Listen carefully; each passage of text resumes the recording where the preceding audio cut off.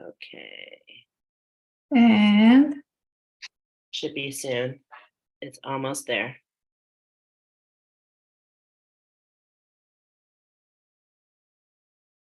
yeah, here we go. Yep, we're live. And we are live. Hey, you guys. Awesome. So it's Nicoletta and we're live. Are you sharing it on your channel too? Yes. Okay. You guys, let us know you are here. Okay. So welcome to Angel Insight. This is also being shared on Shamanic Insight. And Nicoletta and myself, we said yesterday that we were going to go live today. A couple of the other girls couldn't join us. So, but everything happens for purpose. We meant to go live about an hour ago. Yeah. And in beautiful fashion, what happened, Nicoletta? We got wrapped up in our conversation. So much things to share. We just, which is beautiful. So we invite you all to come into this conversation. We are planning on doing a healing session today. So we invite you in. And I can't see right now. I'm going to see if there's other people here with us. There's only one, but I think three now. We have 3 people watching us already. I don't know if one of them is me and you, but yeah, it could be me and you and somebody else. So as you come in, we'd love it if you say hello. Let us know you can hear us. Let us know that you're here. Of course, we want to make sure that, we're going live and this has purpose. yes. So, of course, how should we start out this conversation? Well, this past week, we just really felt we should go live a little bit more because, of course, we do have 15 spots left for our retreat. Mm-hmm. Can you believe it's coming up so fast? It's right around the corner. It really is. So, of course, we wanted to bring some attention to that, but more than that, especially now that we are at such a pivotal time, eclipse season is here. And with all these energies, we thought it would be really great to go live and do some healing today. Mm-hmm. So what's on your mind as we're live here, Nicoletta? What do you want to say? Well, it's funny enough. I don't know if you should just keep a moment of silence and close our eyes and stay like that for a couple of moments, because actually what came to me right now is Middle East. Yeah. And I'm seeing how somehow we are transmuting some of those energies also. Okay. So I like that idea. Let's just go in and close our eyes.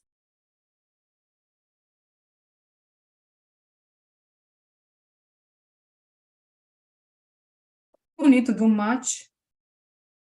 We just need to neutralize those energies by making peace with ourselves, by being at peace with ourselves. Because these are only manifestations of what's happening within us. And so if you want to help, if you want to be a peace bringer, in a sense, you just have to spend more time with yourself and to neutralize, in a sense, what's happening within you. Right. Come into peace yourself. Go within, take some time, be with your breath. Focus on the present. Allow what's coming from the past to resurface.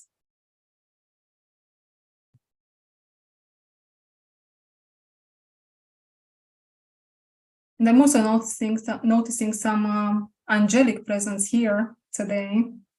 I'm seeing strongly Archangel Raphael is being involved in this healing.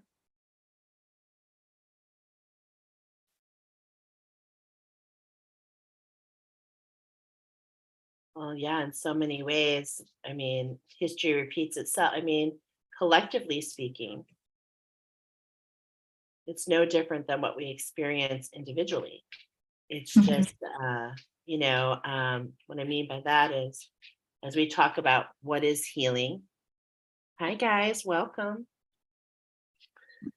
You know, as we heal ourselves individually, and if you think about, especially like, because you and I, we're not afraid to talk about the purpose of shadow, right? Right. So as we go through life individually, I can speak for myself, we have a lot of recurrent patterns potentially that show up in different ways, right? Mhm. And so collectively speaking, how it's really not that much different, how maybe history is repeating itself, you know, and in moments of grace and gratitude, finding different solutions, finding different ways of, you know, addressing the same issues. Okay, so I feel like we are kind of doing a healing session here already. Yeah, I feel it too. So as I was mentioning, Archangel Raphael is some sort of a psychic surgeon today. He is basically opening this dark timeline in us, which we can find it on our spine. It's on our back. It's something we cannot see, right? And guess what? A lot of watchers, Michelle. Yeah, I don't here know if you can up feel it. on the A lot shoulders, of like we were watchers. talking about last night. Remember, we were Mhm. talking about the weight on the shoulders. Mhm. Hmm. That which holds us back.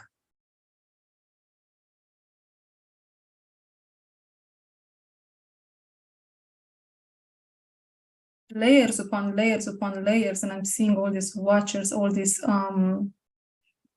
eyes that were always there within us, inside of us. They are being revealed to us right now in order to be noticed and released.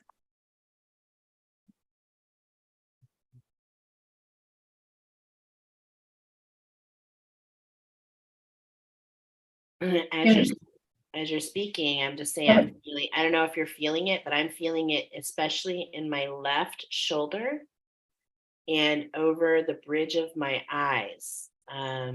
interesting, interesting. Mhm. So it's like and like also I'm feeling here like as, I'm pointing here, the collarbone. Interesting that this comes up again. Layers upon layers, right? Right. The Mhm. collarbone seems to be something that likes to come up. Now, of course, the collarbone holds to our rib cage. It connects our arms and our rib cage together. So this is just for me interesting that I'm picking up on this as we're feeling. I've learned that where I feel, I can feel like I can feel the wounding. Okay, uh, Mhm. that's the point of being an empath. So you, so those of you that are empaths, we're not meant to walk away. We're meant to understand what the like. This is not me.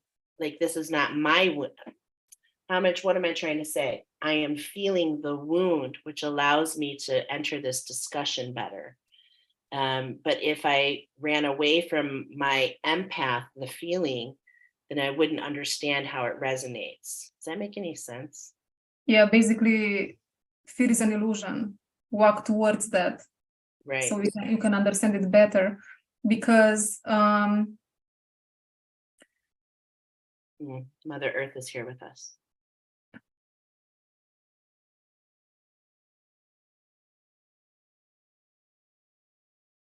I feel it on the back of my head now. mhm. Mother Earth is here. Yeah. There is a feeling here that many of us, we want to send this this peace, this love towards those places, but how can we send that towards another when we need to send it first towards ourselves? And when we send it first towards ourselves, we are able to hold space then for the other person, people, situation.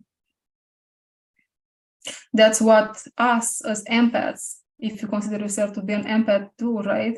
We want to give and give and give more and more and more, but in order for us to come into balance, we need to give to ourselves first. And in this situation is actually the situation where we can see it very clearly, where we try to give more and more to other, but actually the war is inside of us, first of all.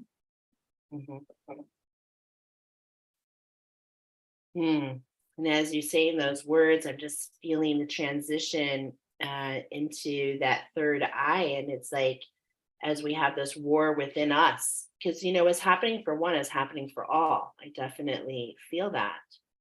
And we're talking collectively, of course. But isn't it interesting? I'm feeling it right here again. Here we go. Are you familiar with, Nicoletta, are you familiar with any of the positioning whole poses? I'm just curious. Mudras. Do you know what this first finger is?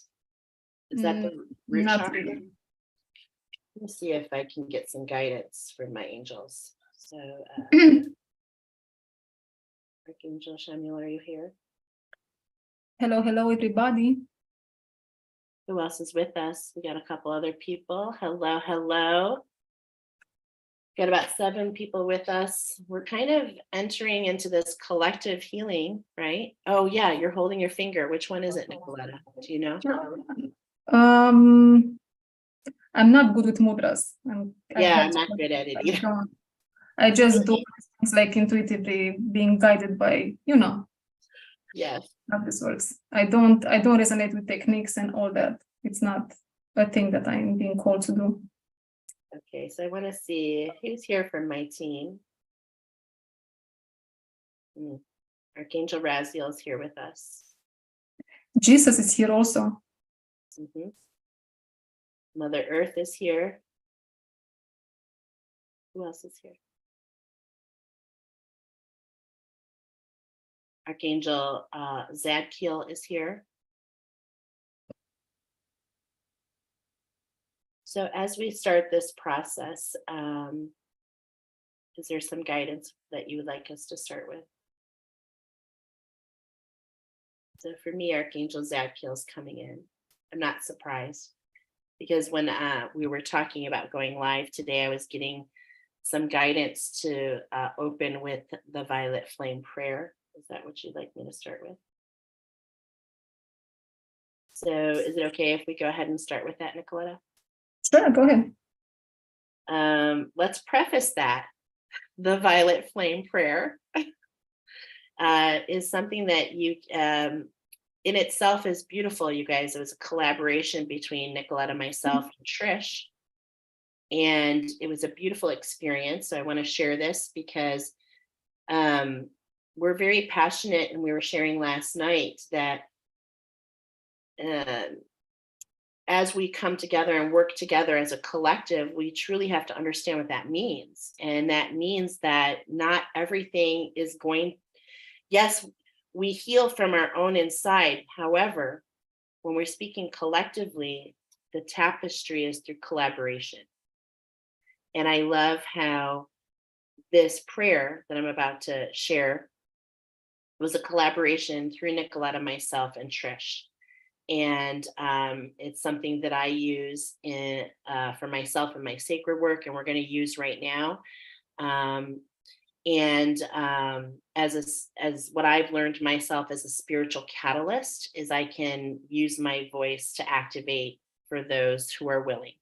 So with that being said, it is my purest intention. You can close your eyes if you'd like. You can follow in whatever you feel guided.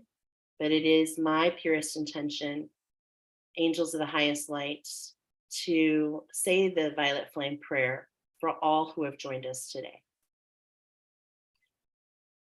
May I get started?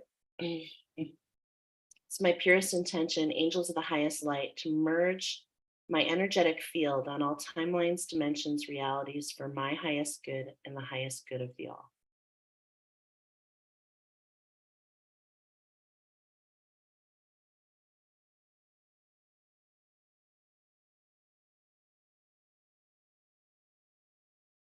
It is my purest intention, Archangel Zachiel, the highest light, to direct the violet flame angels to cleanse, clear, balance, align, heal, seal, purify, preserve my energetic field on all timelines, all dimensions, all realities, for my highest good and the highest good of the all.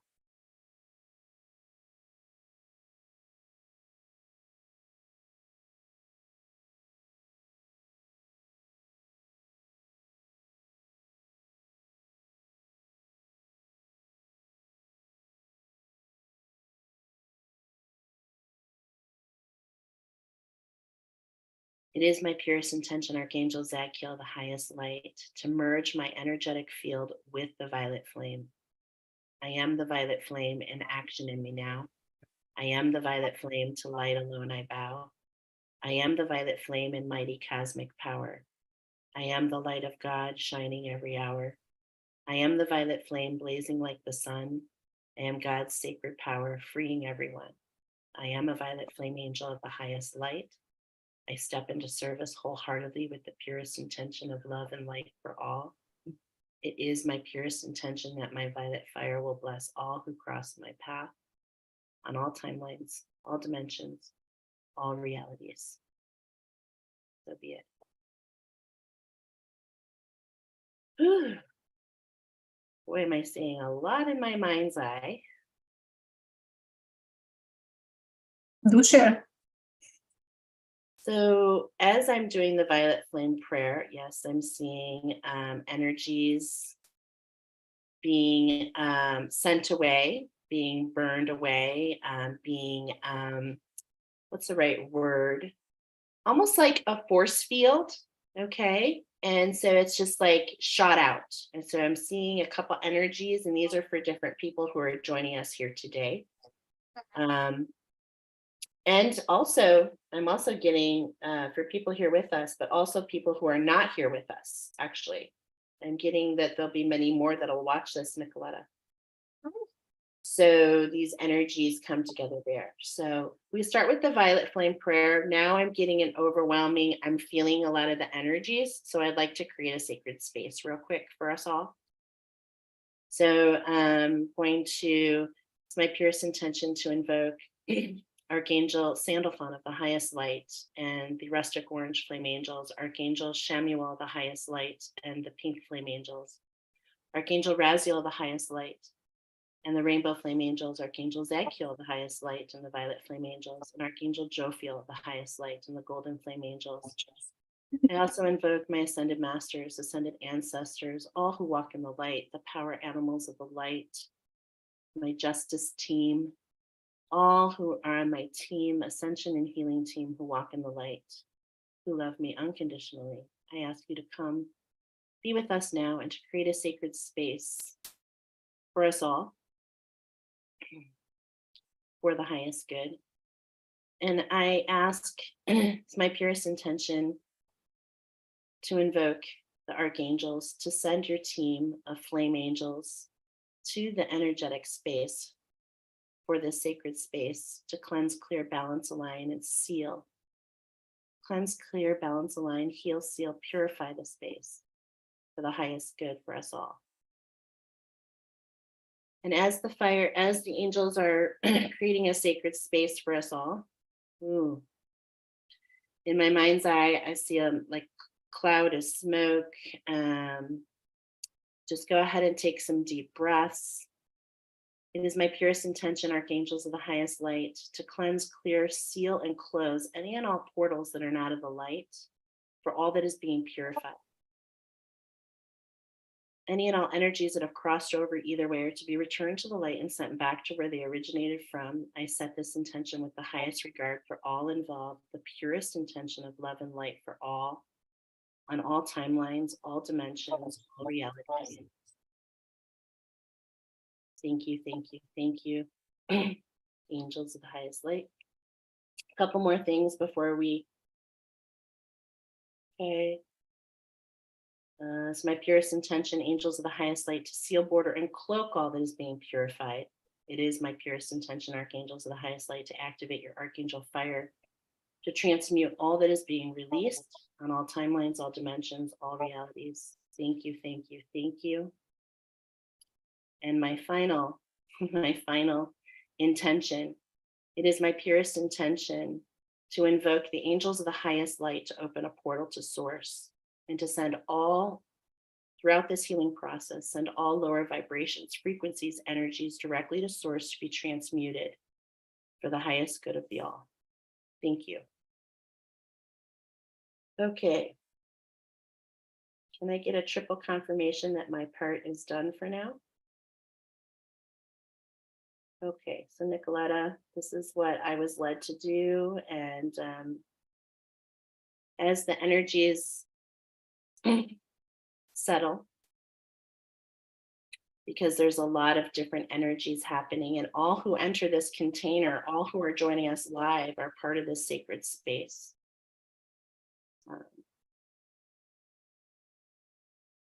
Which is just beautiful. And so there's purpose that you were brought here today. Okay, and I'm getting a message, Nicoletta, to transfer over to you, but also sometimes when I go live and I do some of these meditations, at the end, there are some messages, and I'm getting that there are some messages that will be coming forward for some people that are joining us today, and also people for later.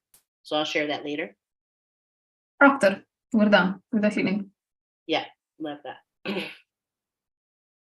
So should I connect? Yeah, go ahead. Okay, so let's see.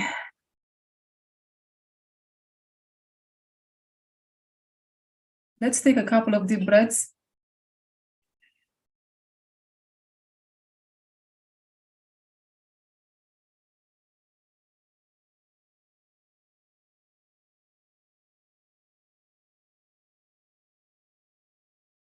So Jesus is here, and I'm seeing he is manipulating timelines.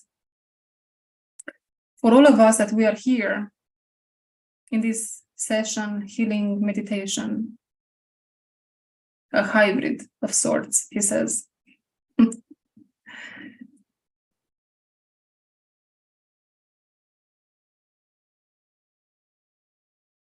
And he's manipulating these timelines in the same time when Archangel Raphael is performing this psychic surgery on every each one of us that we are here today, and those ones that will join later. Thousands and thousands of people are here. Thousands and thousands of people. Deep goosebumps. Yeah. Michelle, I have a message for you. Should I say it or should I keep it for later? No, you should say it. Okay, you should trust yourself more. I'm seeing you blossoming. Don't worry, everybody. The healing is still going on, even if I'm bringing in messages. Yeah, you see, you are talking about messages. Here we go.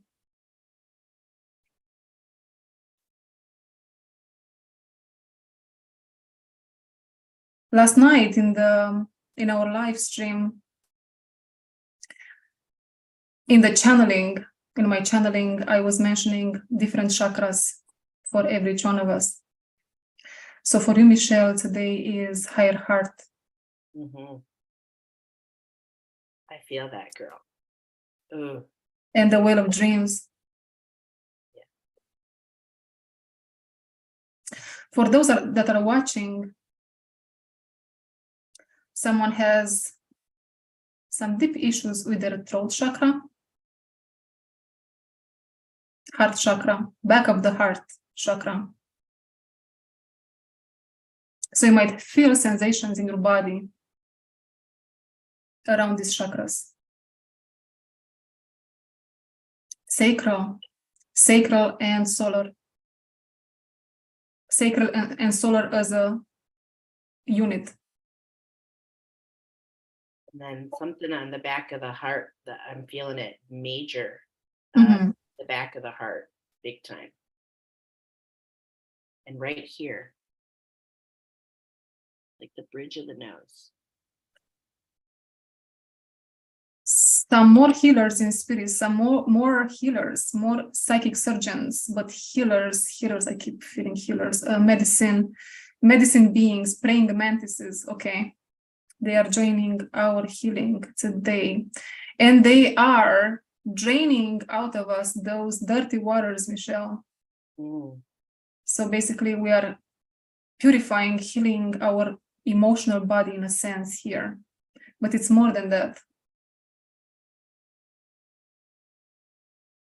It's the water in our blood.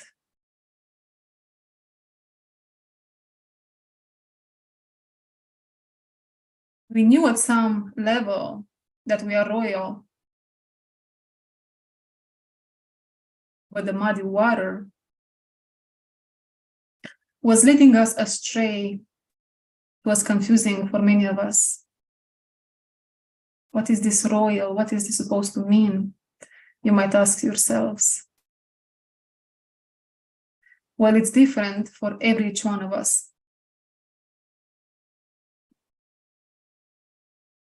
Of course, all of you know the meaning of royalty in your realm.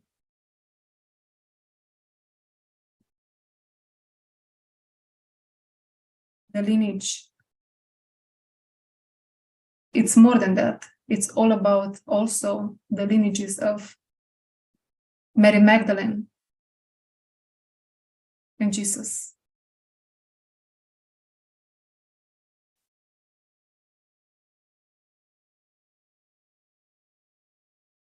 Archangel Raphael has a line also. Are you attracted to the color green by any chance? And then here comes Archangel Michael with his royal lineage, which is blue. And so on and so forth.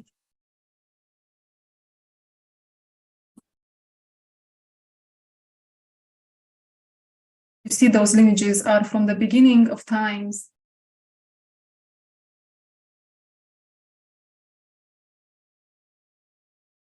But they were infiltrated with multiple types of parasites, if you will.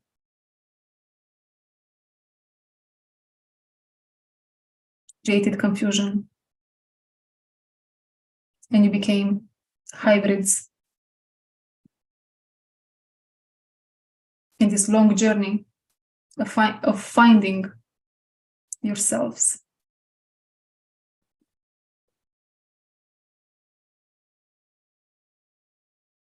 This purification and many others to come, you will return back home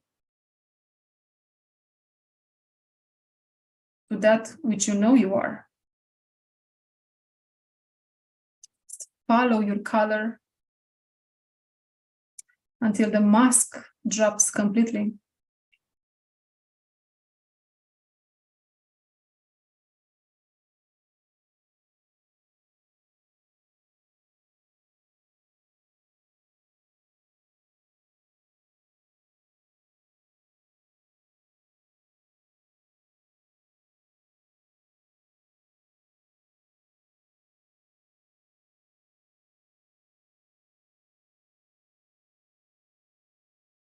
It was a very powerful eclipse for many of you.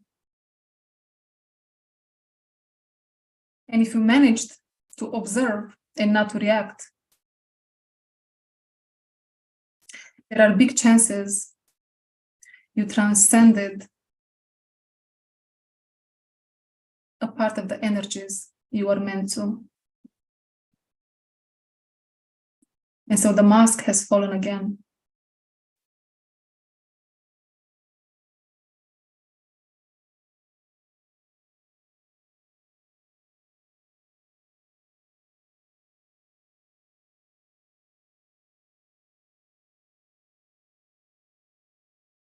You see, the darkness has no power over you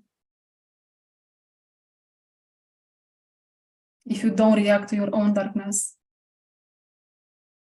If you react to your own darkness,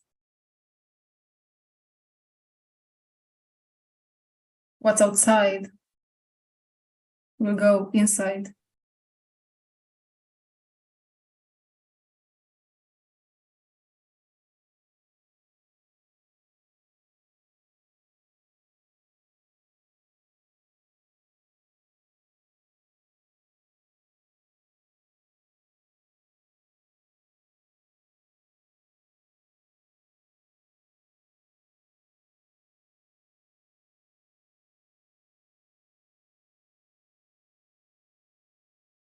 Share another message here.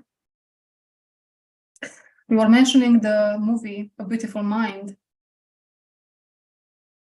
That's exactly the message. Notice, don't react over and over again.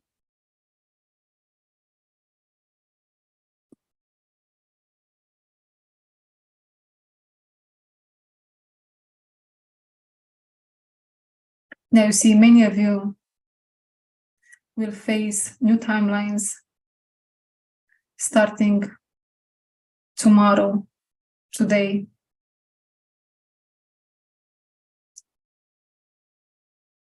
And you will see how power of God works through all of us. Not through only one, but when it works through one, it works through all.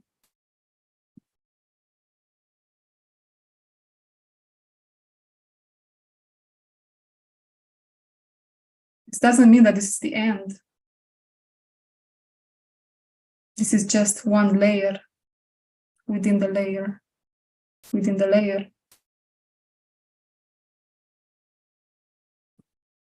Continue following your instincts,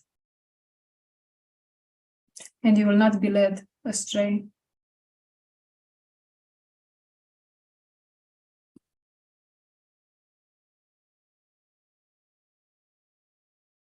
As for the wars that keep reoccurring in the world, when you feel peace, you feel God. And when you feel God, you are God. And what a bigger blessing for the world than to reach that state of stillness inside of you. Because as darkness can be infectious, so can be balance. Not the light, but balance.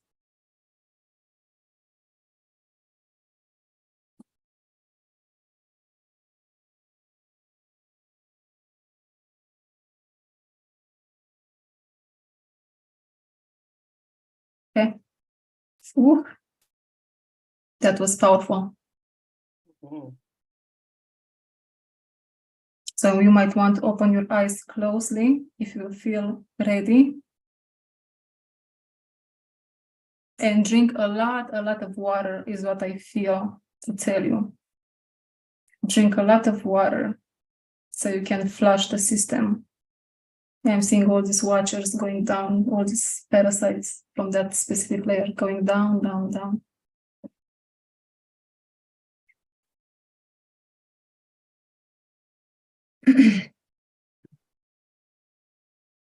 Definitely a lot of heavy energies.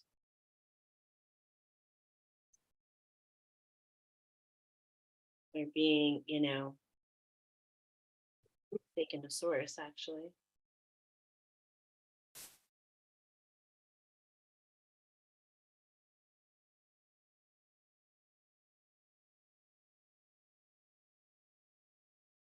I feel the energy so strongly at the back of my head here. Mhm. I feel they are still working. And I have an intuition saying these energies will still work through us for the next 3 days, probably. Most likely the next 3 days, yes. There are definitely lots of energies. It's being shown Mother Earth again. It's Mother Earth. She's laying before me.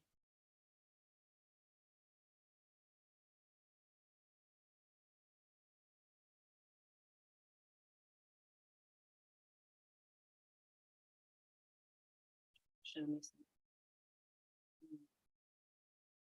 Oh, okay. It's like this layer, this network, this grid, if you will. Interesting.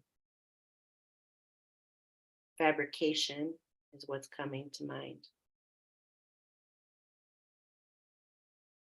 So isn't this interesting? What's coming forward to share at this moment? Wow, I feel as I'm holding space, as we're transmuting so much, I definitely feel the pressure across the shoulders and up the back of the head.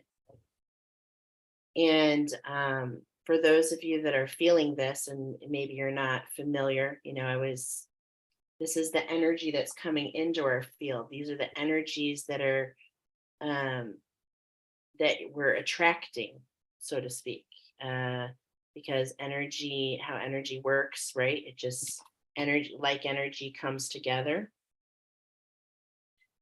And so what's happening now is we're really kind of there's a lot happening, and what we're focusing on is the energy that's coming into your field, which is a lot of this collective energy that we're starting at the beginning of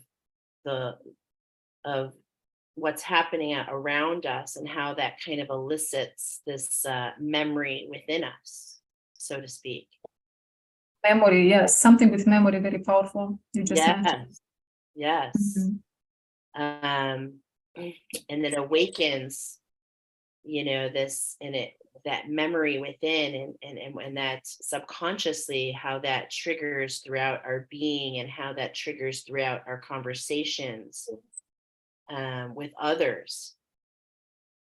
Ooh, it's just like the energies are so powerful right now. I'm having a hard time just saying words. So I'm actually hearing winter is coming, but you are ready. Yeah.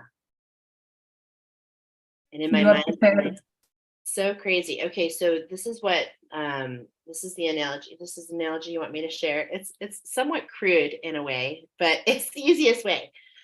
So you know how I'm laughing because I'm getting for everyone here with us right now to think about how sausage is made. Okay.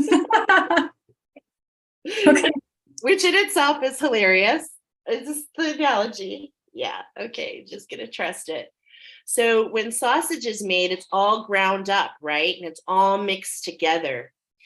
And at the same point in time, I can hear my husband, interesting enough, say, it's the good stuff and the bad stuff, right? It's just all put in, all the leftovers, so to speak.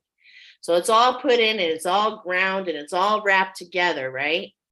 And at the same point in time, in order to get it to hold, there's that casing, right? That's wrapped around. Yeah. Right. Okay. This is where my angels and guides are drawing attention, is to the casing, the fabrication. I keep getting a fabrication, something to hold your energy, to hold you. Is this correct? Okay.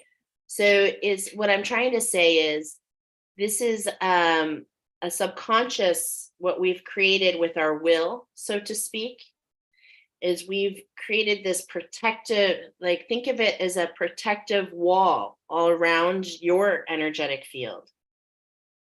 And as much as we want to say that this is for us, what's happening is it's not allowing us to expand beyond. So if we think of ourselves encased in that casing, how can we how can we allow that which doesn't serve us, which is just ground up and we're all mixed. It's all like all in one, right? And it's like, okay.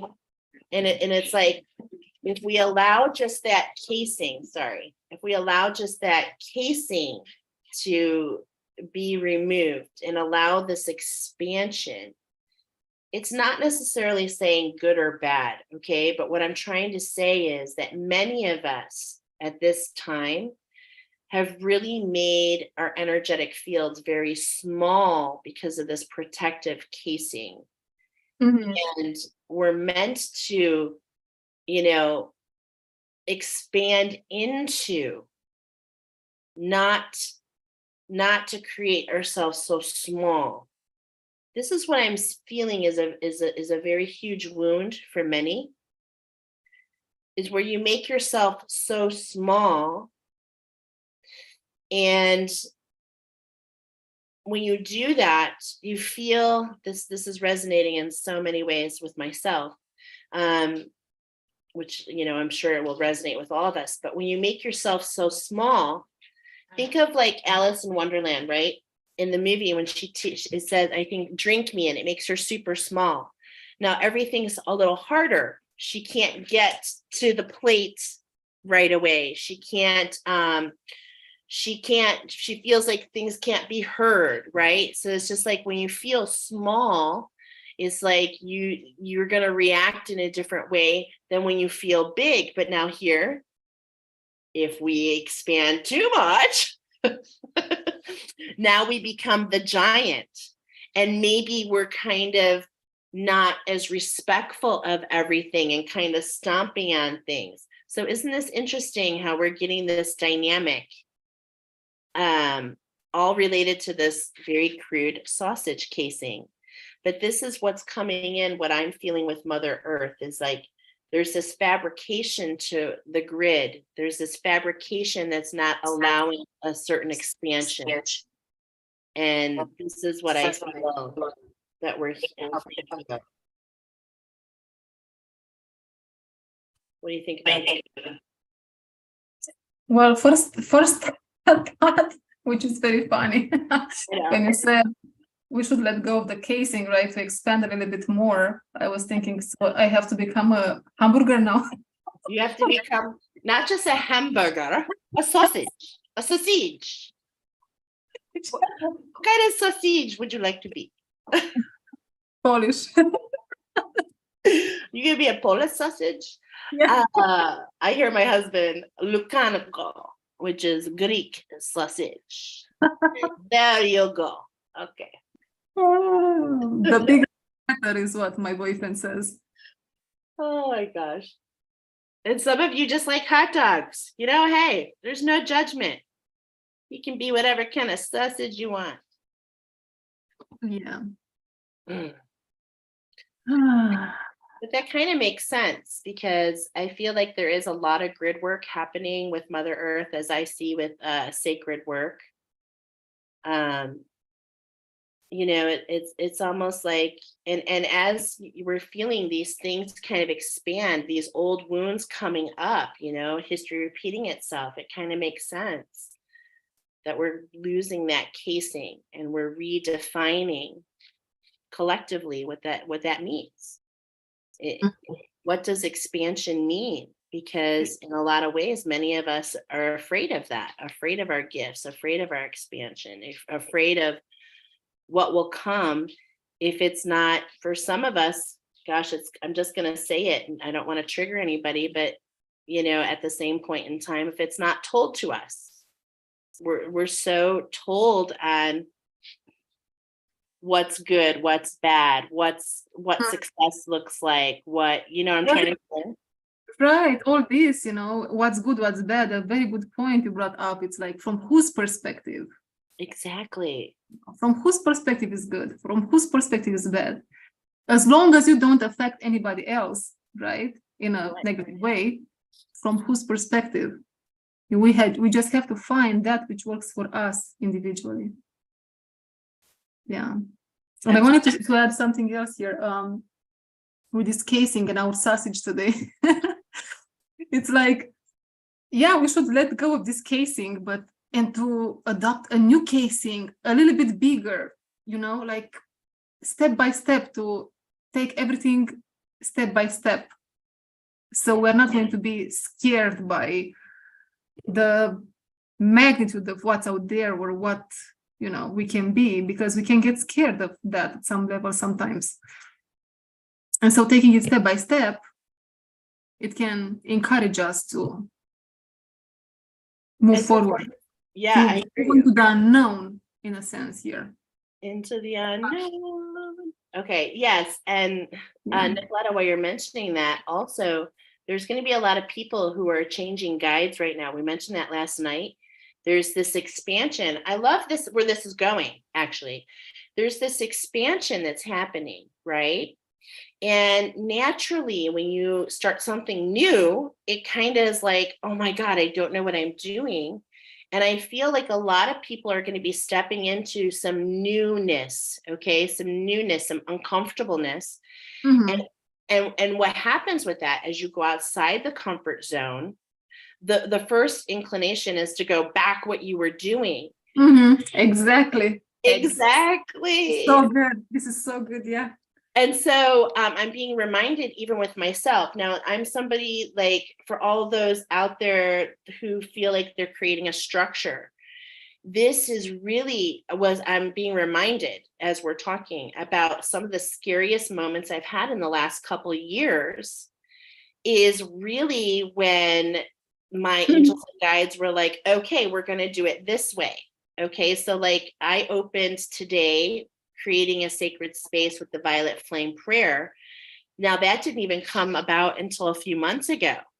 I wasn't even doing anything like this.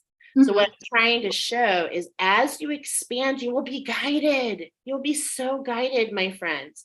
That's so good. Exactly. Yes. Yes. Yes. And it's scary. Something will come in to reinforce that guidance. Because if you expand, when you let go of your guts, when you let that casing and you kind of open yourself up, it's like you're going to recase yourself. You're going to reshape yourself. And isn't this beautiful, Nicoletta, that we're going back to where we started our conversation a few hours ago when we were talking about clay? Yeah. And you know what? I feel like being vulnerable, it's the key here in all this conversation we have. Yeah. Vulnerable with yourself first, and allowing yourself to just be. This is what I am right now. And allowing yourself also to be someone else in a couple of months. Being flexible and vulnerable with yourself and others in all this process. Yeah. So our message today is to be like Plato, not the philosopher, like actually Plato, and to work with your color. There you go, Nicoletta. Work with your color, Plato. And what I mean by that is you can form, you can create a ball, and from there you can create a sausage or a hamburger, or you can create the Eiffel Tower. But the thing is when you've learned from that shape and you're ready to redo another structure, your own structure, how you live your life, know that it's much like Plato. Like, we can just recreate. We can start over from scratch. And sometimes that's scary. Trust me, reinventing yourself in your 50s is not fun. But it's, but that analogy works so much for me, because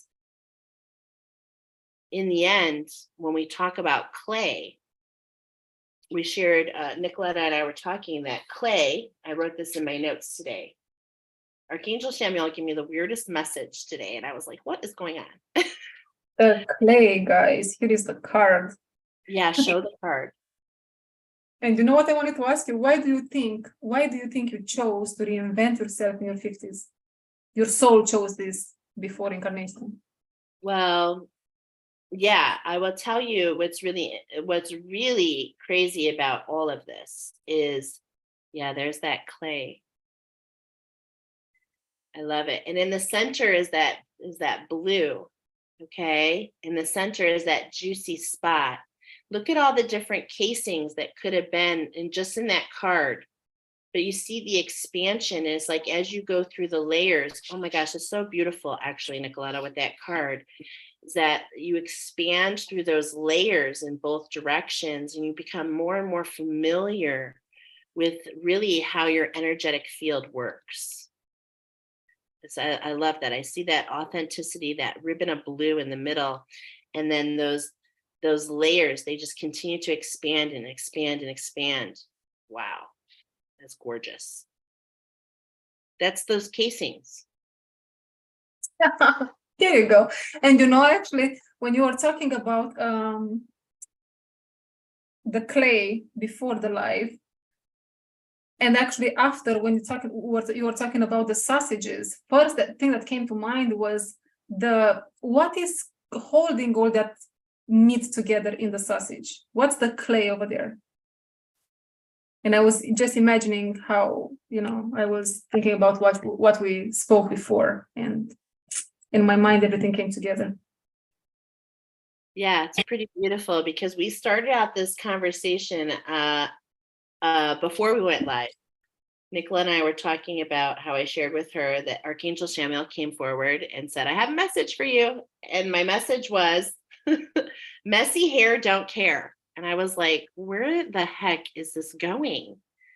I was led to a Men's Health article about hair clay. And this led me further. And I wanted to share this because I think this is really important, that clay is made from minerals, plant life, and animals, all the ingredients of soil. And isn't that what we all are? Isn't that really what encompasses the all? And over time, what happens, water breaks up all of these particles into very fine, fine, fine particles. And the large particles are filtered out through the rocks and the sand, and that leaves what's called silt. And silt is what settles on the beds of clay. And what was being shown to me is how far the silt travels from source, or how pure the silt is determines the type of clay. And you know what we didn't talk about, Nicoletta, let's continue this, is that clay is actually, there's two types. There's primary clay and there's secondary clay. And wouldn't you know it, that primary clay is more of a white clay, okay? Because it doesn't travel far from source. Now, this is a beautiful analogy. I love how this is coming together. Secondary clay is the one that travels along and it starts to gather all these other minerals, if you will. In its journey, it starts to gather other components, okay, which affect its color. Okay. Okay, I see. Isn't that beautiful? And I so secondary clay, and listen to this, the more iron specifically, which of course is a huge component in our blood system, okay, which is a component of hematite, which is a component of the earth, of all rocks, 60% of all rocks. The more iron in clay, the darker it will be. But the more iron in clay, the darker it will be.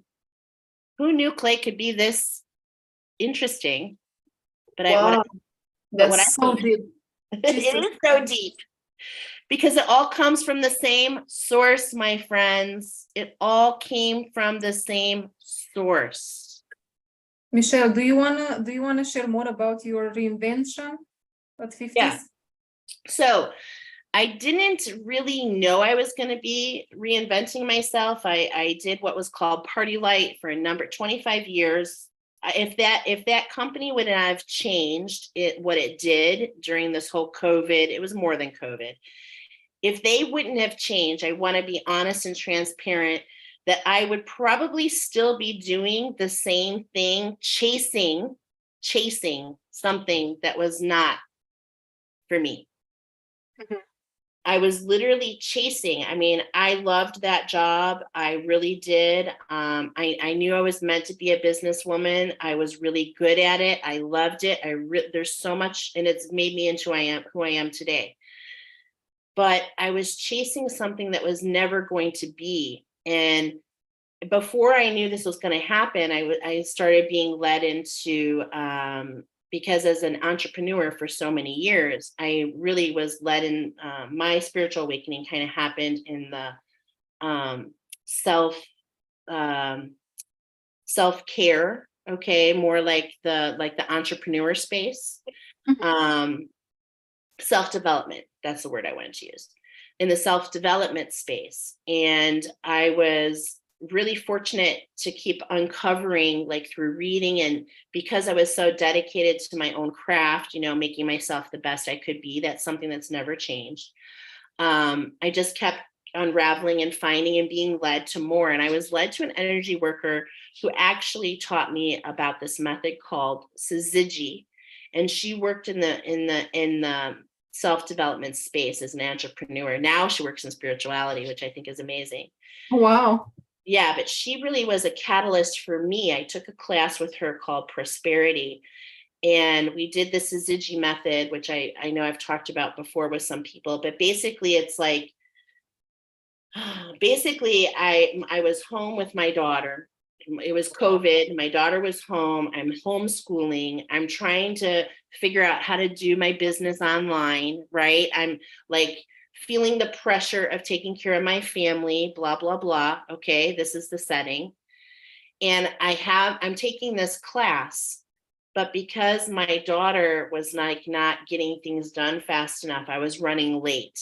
Okay, so I'm being very vulnerable with you all right now. Okay, so what happened is I lost my crap. I did. I lost it.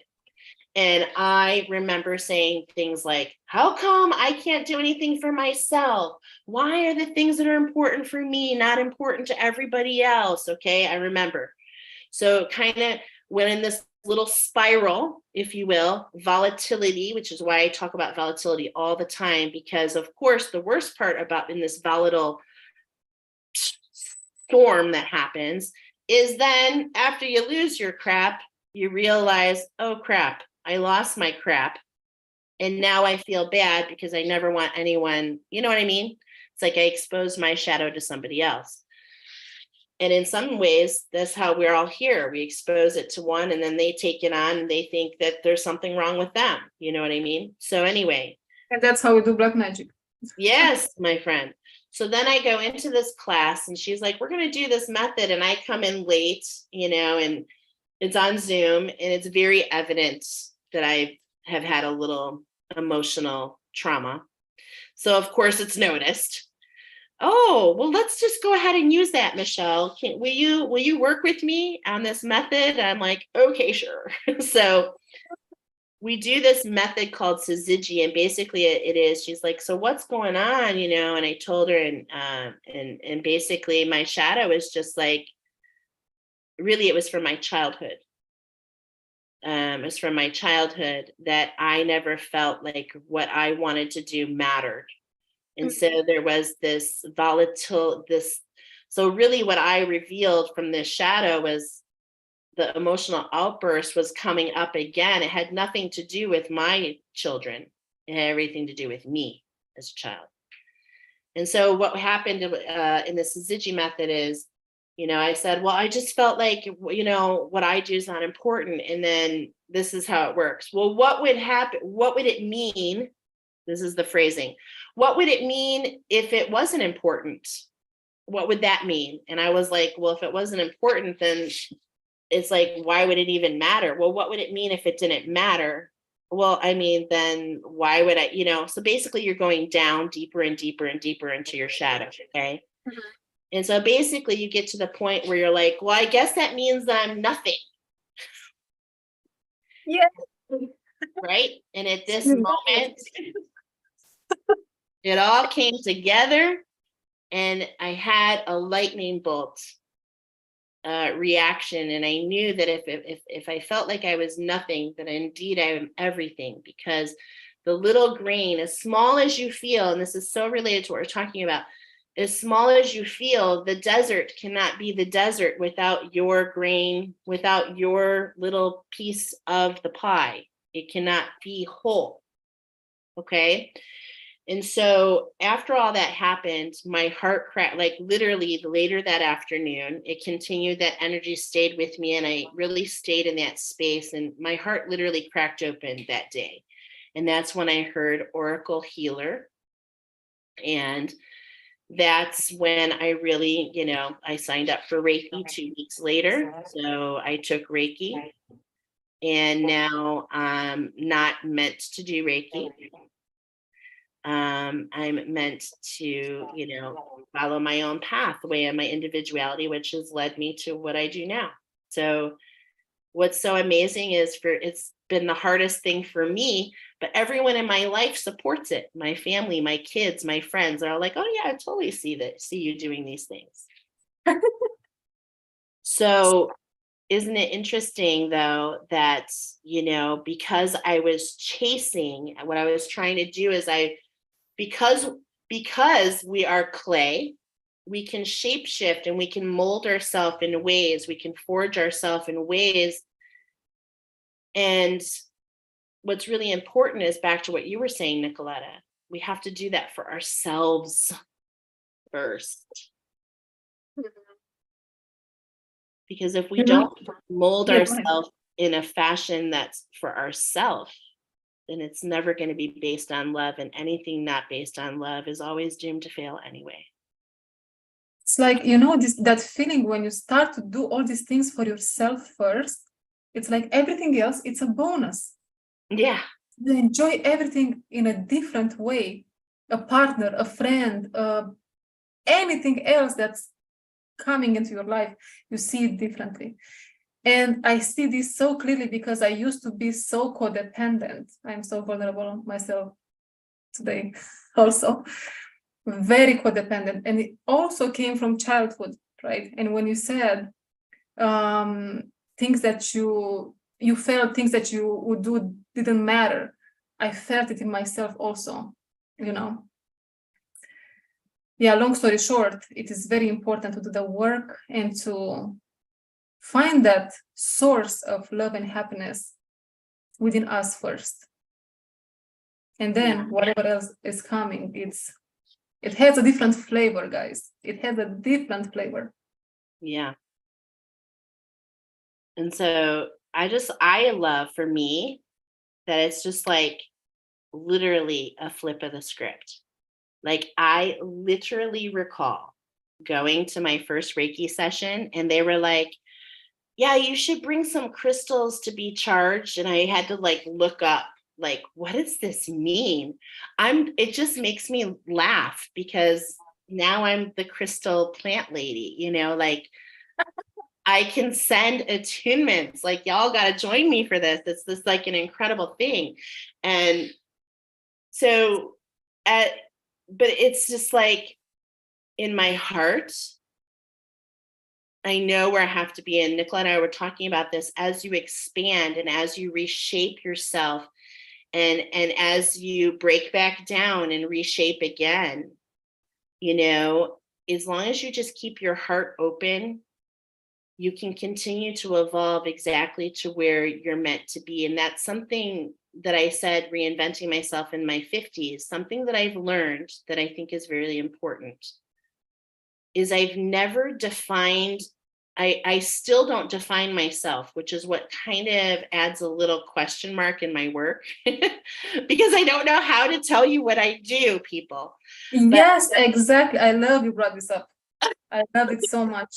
There is no such thing as a title, right? Why do we have these titles? Because if I give you a title, go ahead, Nicoletta. What were you going to say? I love it. We're all everything. We don't, it's like, I feel so uncomfortable when someone asks me, okay, so what is your title, or how should I call you? Mm-hmm. I don't know. How can I help you? So from there, I can tell you how to call me, Exactly. It's like it's limiting us. It's putting us like a limit. I'm a shaman. I'm more than that. I'm a healer. I'm more than that. I am a reader. Okay. I'm an empath. Okay. I'm all that and I'm nothing.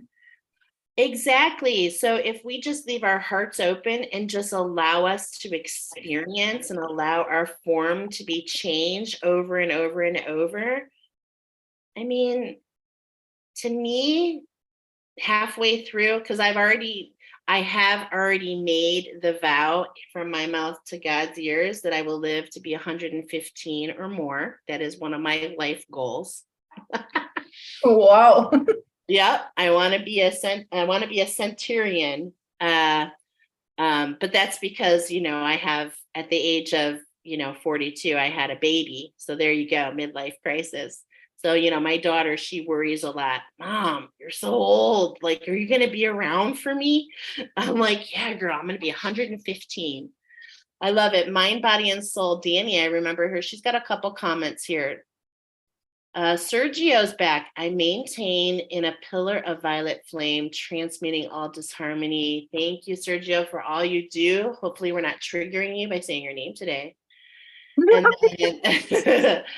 and then Mind, Body, and Soul, which is Danny. She says, "Oh, I just realized you're on live. Hi, ladies. I have to go back. This is so about me starting my life over at 52. Let me give you some props, girl. Just turned 53. A few days ago, my friend. You are not alone. We have so much in common."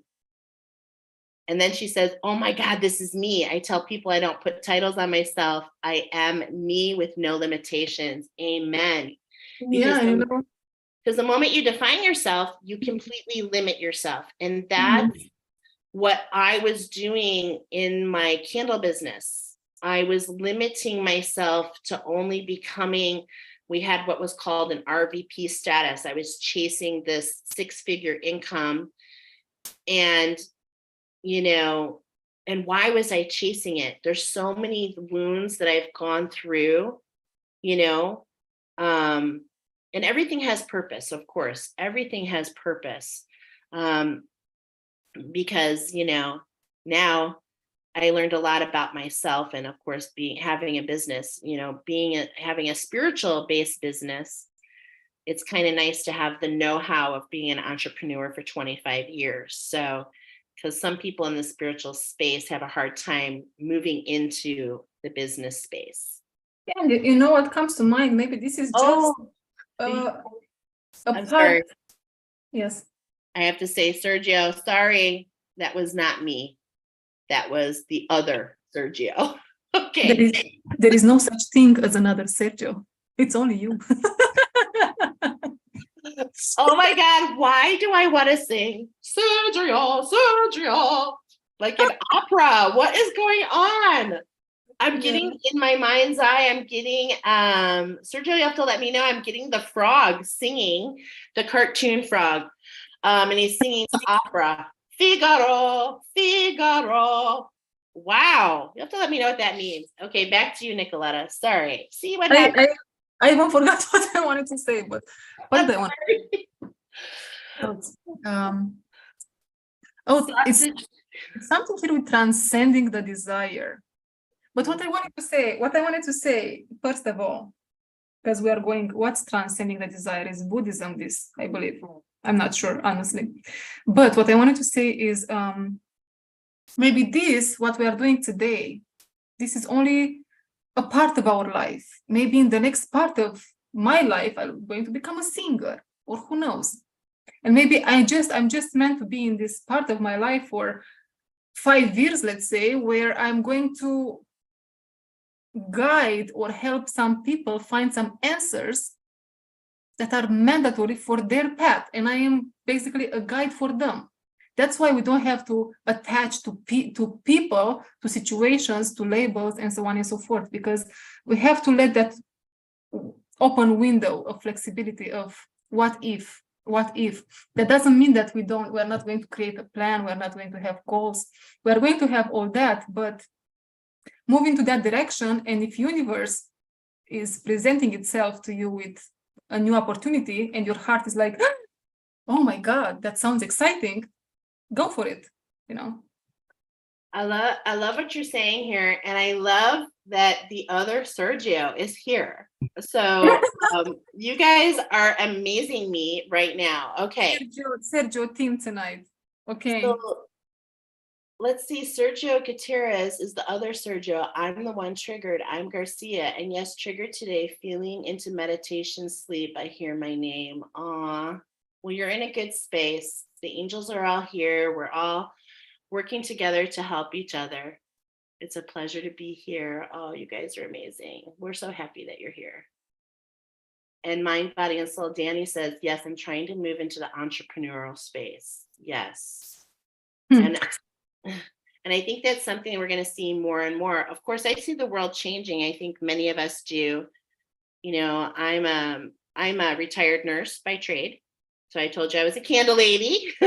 So look at this. I've reinvented myself a couple times, Nicoletta. Hey, Marie. And I've always, when I left nursing because I had a desire to be with my family. I missed my kids. And that's what allowed me to walk into that space of being a candle lady, being able, because we're a dual income family over here.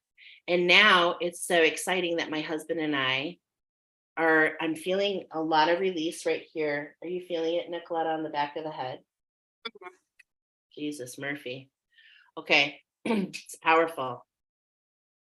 So I have a serpent. How do you read it? Serpentine. Serpentine? That's how you call this crystal, Michelle. Let me see. Look. Hold it up. Hold on, I can't see because of the delay. Oh, really? I'm on the delay also. It's okay, I'll see it in just a minute. Okay, so what are you getting? Oh, yeah, there it is. It's serpentine, right? Serpentine? Yes, serpentine, yes. Anyways, it's saying intuition, desire, transcendence. And I feel there is something very deep here with this crystal. This crystal has a very deep message for us today. It says, serpentine can be found under the ocean and in places that were once submerged beneath long ago seas. Okay, so there is something here. I'm getting two stories. First one is parts of us that are, we think it's us, but it's not us. Those parts, they are so ancient. We adopted them such a long time ago that we believe it's part of our character, like it's shyness. You being shy, it's not a character trait. It's something happened and you thought that you are a shy person after that. And you, life after life after life after life, you incarnated in families that made you be shy. They were that vibrational match to reinforce that you knew, so you can have the opportunity to realize and heal. And I feel this is very important for one of you here. I don't know for who. Another story, the second story that comes through is, well, it's related with the first one actually. Underneath all these layers, right? Layer after layer after layer after layer. And you see here comes how we co-create with the shadow. We get to meet a layer of us. We are going to create something in this world. Then we heal that. We are not interested in doing that anymore. We go to the next layer. We are going to create something else in the world. Then we go to the next layer and next layer. And some of these layers are thicker than others. And so probably we are going to spend more time doing a certain thing. And this applies to those of us that have a 9-to-5 or a job that we don't really like, but we are still there because of something. So we have just to find that something.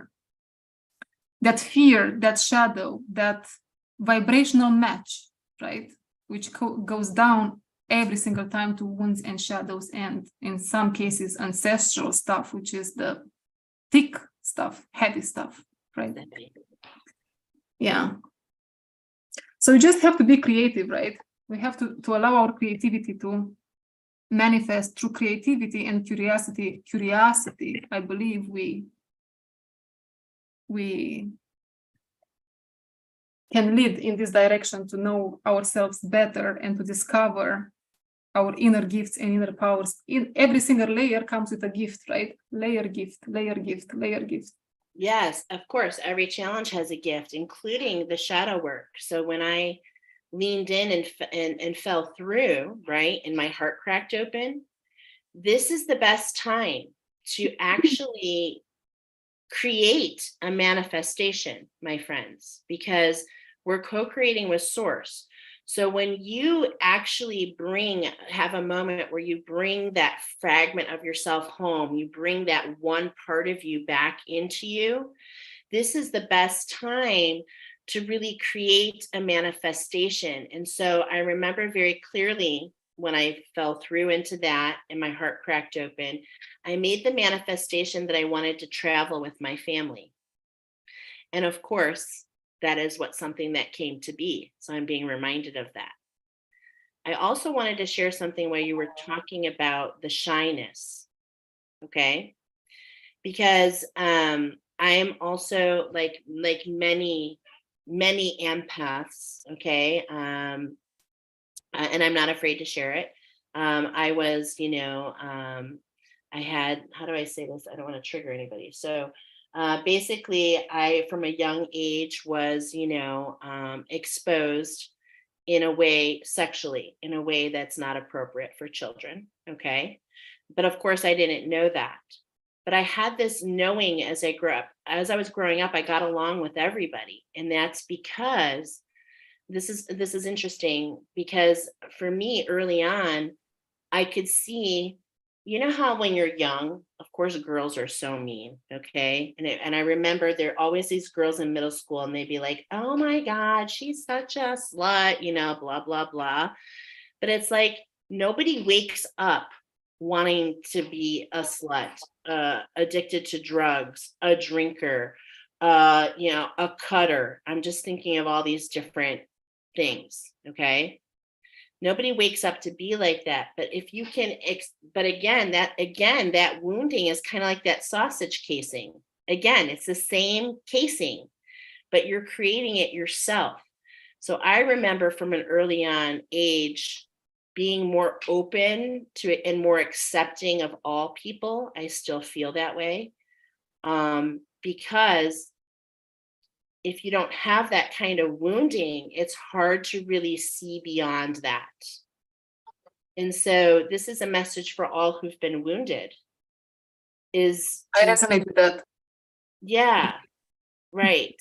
We were talking about that wound. And if we only focus on that wound, we're not going to be able to really release that casing and expand, because all we see is the wound.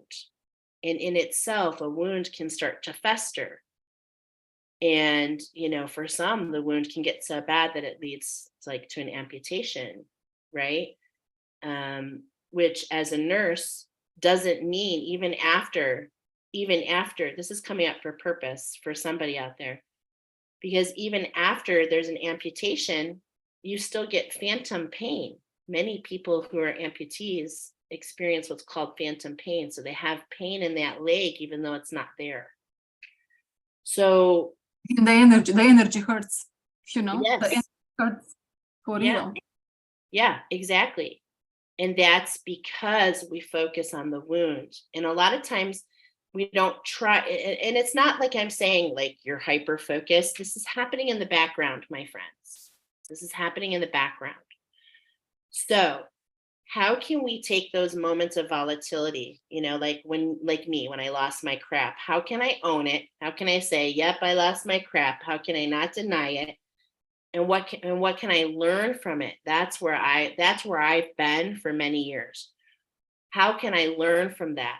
And I feel so happy to have had lots of moments in the last 30 days, especially where I could have totally lost my crap, y'all. And I didn't, but it wasn't something that I had to will myself.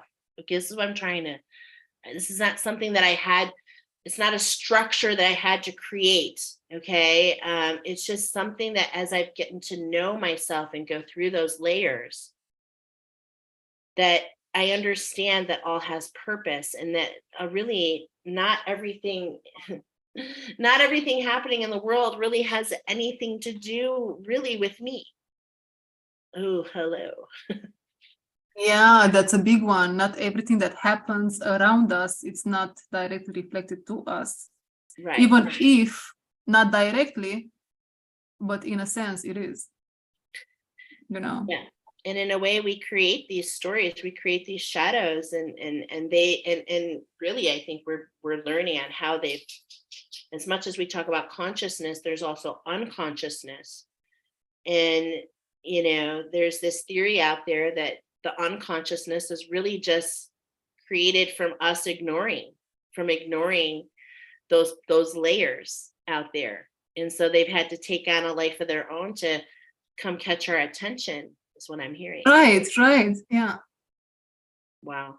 Because when we are unconscious, when we live through that unconsciousness, that's when we again create that black magic. We hurt others, we spread our ignorance in a sense, right? Yeah. And once that wounding is opened, we can pay it forward. And this is the nature of how it all works. So if we just understand and see it, if we see it for what it is, we can bring that part to us back home, and we can be more whole. Yeah. And you know what keeps coming back? I don't know why I keep wanting to repeat this. Maybe we really need to understand this concept better of being an empath. So what I was shown, right, is us people that can attune to so many things, and channelers and third eye open and all this. We had to be cracked open, right? In order for the light, this is what actually means. I mean, in a sense, because I'm not going to say this is what means only. This is what I understood. This is the meaning I understood that came to me, right? We were cracked open through trauma in a sense, so we can see. Yeah. Okay. But from the moment that you can see, feel, hear, heal, you have to heal your human chakras, if you want to call them like that. Root, sacral, solar. Those three, so important. Otherwise, you are going just to be like a leaf in the wind. You are going to float all over the place. You are not going to find a place to stay and to create something, to be a healthy human being. You are not going to be able to do that. And we're still going to have this feeling that always on the run, always to the next thing, always to the next thing, because of the wounding in the first three chakras. This is the shadow side of the empath, you see. And in the shadow side, also what we talked about before the light, Michelle, right? Our own narcissistic tendencies, right, which are in our shadow as an empath, that need to be superior in a sense, okay? To prove that we are good, to prove that what we do is important for someone, that brings us like this sense of importance, this sense of superiority in the world. Yes, I made it. We made what, So this comes also from this wounding at the level of the first three chakras, and it's very important to pay attention to those ones. Once we can, because again, talking from my own experience, it's been dark. It's been dark. 2018, very dark for me. And so at the beginning of all that darkness, I needed to have a label for myself. You see the limit, but that limit helped me expand the casing of my sausage. Okay. And you can always reinvent yourself. And I love that. And I love that you're talking about the three lower chakras, because, oh my God, they're so important. They're so. And yeah. And what I wanted to mention is, when you're in the darkness, it's fine. Anything that can help you, hold on, to move through that darkness. But after that, we have to let loose and to let go of the casing, to expand and to focus on the first three chakras. And when we put the focus back on the first three chakras, we might be surprised of what's coming out, because more shadows are going to come out, of course. And the root chakra, sacral, these two chakras are heavy. Yeah. But now we have the power to do the work on those, so we can have the energy circulate through our entire system, Yeah, because it's I really hope it makes just sense. it's really just the way that your chakra system is really how you communicate with y'all. Mhm. So, and that's what I teach, and that's what I work with the chakra system, specifically the first 12 chakras. And like how they're not separate, even though they're separate, it's like chapters in a book. There we go. It's chapters in a book. And it's like chapter 1, the root chakra, chapter 2, the sacral chakra. And once you read all the chapters, you close the book and now you understand how they work together. Okay. So because they do, and then this lets people understand the layers of the aura, because that's your communication between your chakras. And actually, this is where a lot of people have a lot of issues, because we get imagine there's communication between the chakras, but because there's blockages, it results in like a traffic jam, and we start to feel our energy kind of expand more and more. And and when that's happening, okay, when I'm saying that, when you're getting more removed from yourself, and that's what you were saying, like there are so many people right now on this planet that are literally popped out of their energetic field. They're literally floating above themselves. That's what I'm saying, exactly. Yeah. Yes, my friends. And I can tell you, I was one of them. Me too. But I'm here, baby. I'm here now. And I'm so passionate about assisting others to find their way back here. Because that's why we're here, right? That's why we're here. Because lead through your own example. Because when I felt like that, I felt so alone. And I'm sure you did too, Nicoletta, in that dark. And it's just so easy to feel so lonely, like nobody understands. But the thing is, when you really come here and you really face it, when you really start to do that real shadow work, man, it's so freeing. It's so freeing. Just a note over there when you said nobody understands. I had a hard time with that. Yeah. Because I could see that people don't understand me, and I was so frustrated. Right? But I got to understand. I got to understand one thing here. I didn't understand myself, so how could they understand me? Oh, truth. Hello. And so when I started to understand myself, I stopped having that need for others to understand me, and I had more compassion towards myself and others, because this is not their experience. How can they understand me? Of course, from their level, probably they are going to judge, but this is another story, Yeah, I think so. But, for me, that's what created this mission statement for myself many moons ago, many, many moons ago.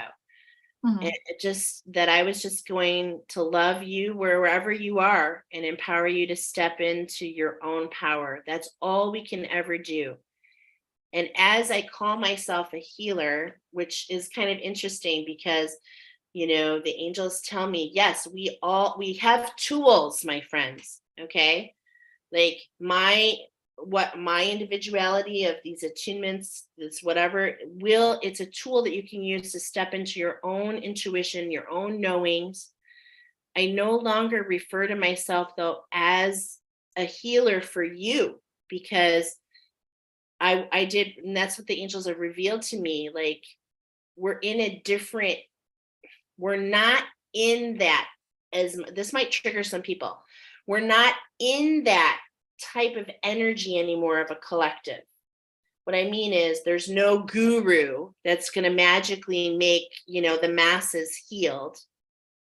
Instead, there's people, we're all here, and like you guys are here, hopefully there's an insight, hopefully there's something that comes out of this, you know, whether it's a crystal or something that we've mentioned, something that you grab onto, which talks to your intuition, which allows you to go into your layer. Because even though I sent the flame and we have this sacred space, all that we've done with that is we've kept energies that are trying, because I do believe that there are energies at this time that are trying to distract people. Okay. I feel they're just distractions.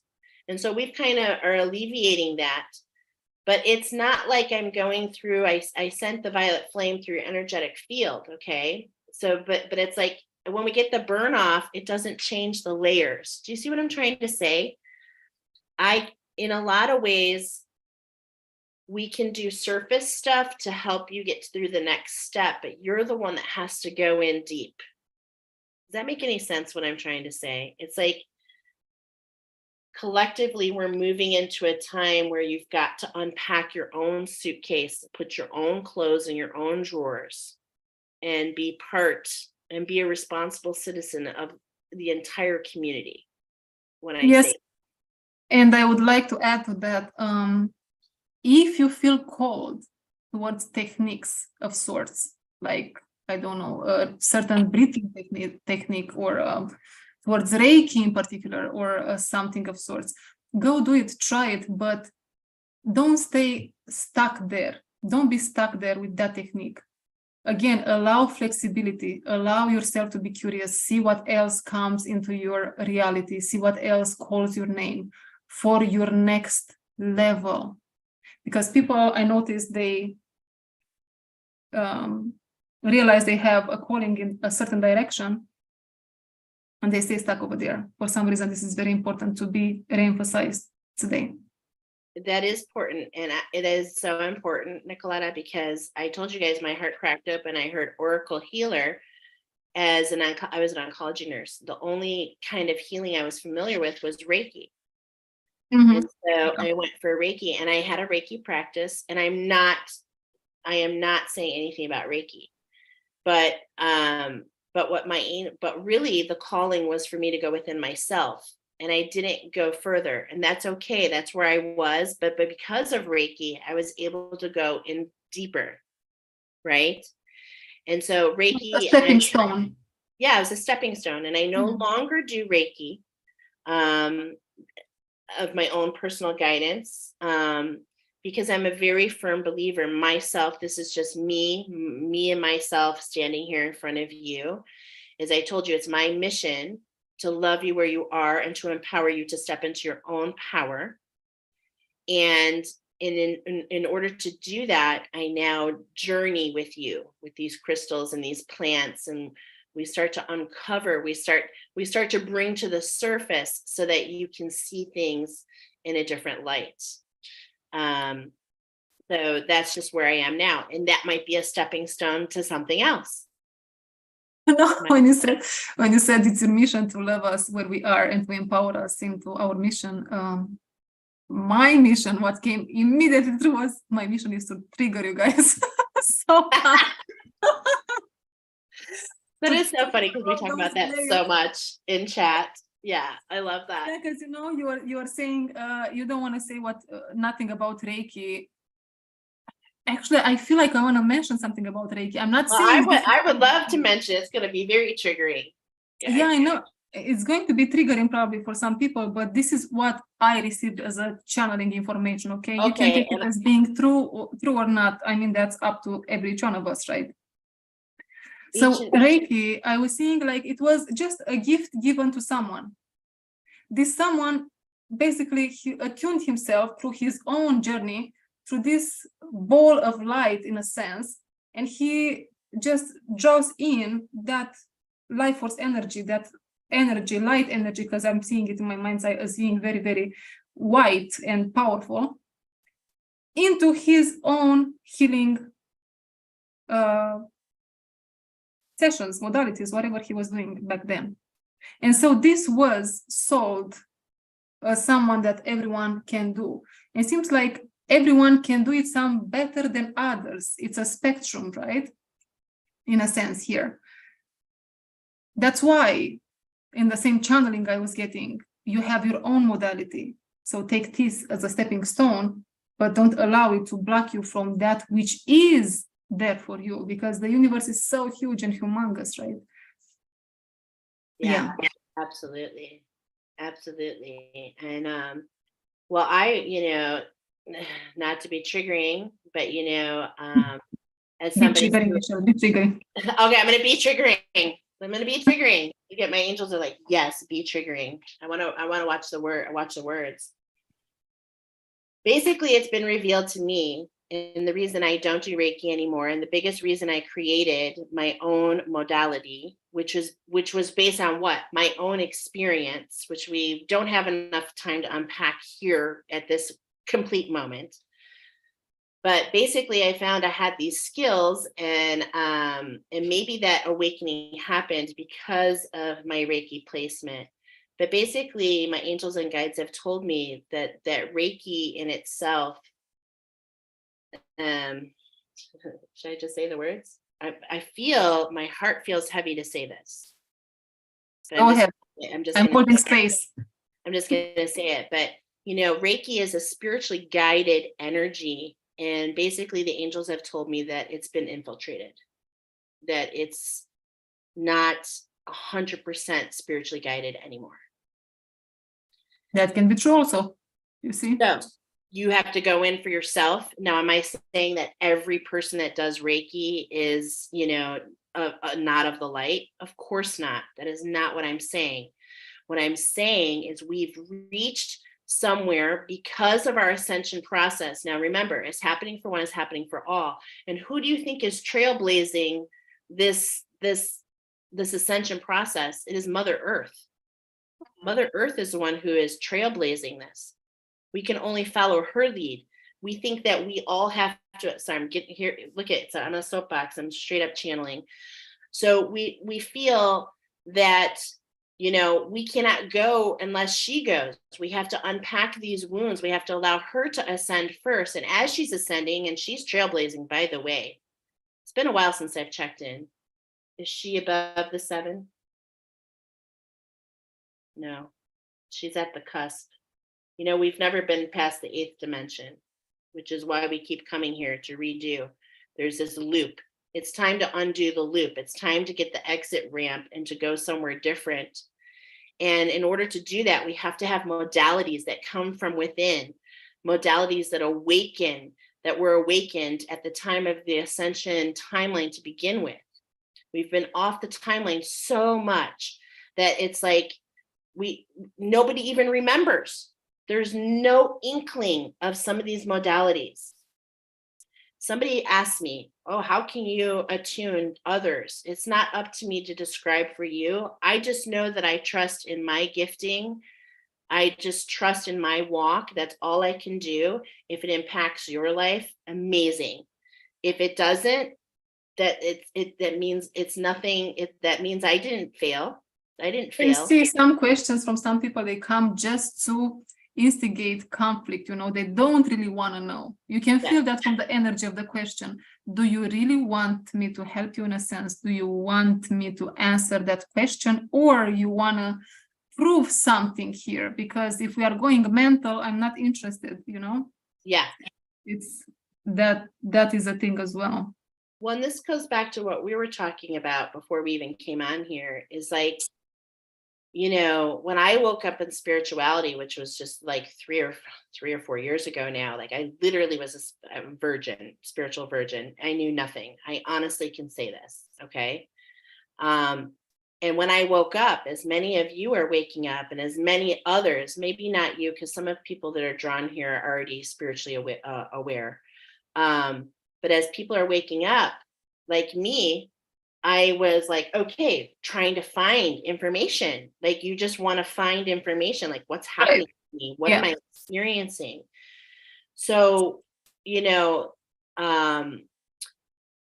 can get into some situations, but at the same point in time, I want to let you know that there's nothing that is not for you, because I was in a group and I participated in meditation and I was like psychically attacked. Okay. And I have learned more about myself from that moment than anything else in my spirituality. And in fact, it is probably why I've been led to create this structure.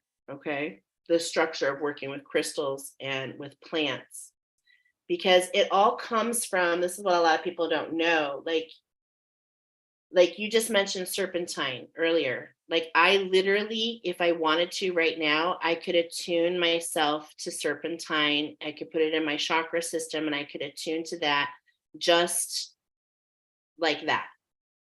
Because apparently that's part of who I was. Maybe it's my fairy self. I mean, I could try to uncover the why. To me, it doesn't matter. To me, it's all about that's how you fall. That's how the bunny hole, that's how you can get lost in the bunny hole. To me, I don't want to get lost in the bunny hole. I have spent so much part of my life lost, which is why I'm so passionate to be here and present in front of you all, because when you find yourself, I feel the tears. Woo, Nicoletta, you better say something. I'm getting emotional.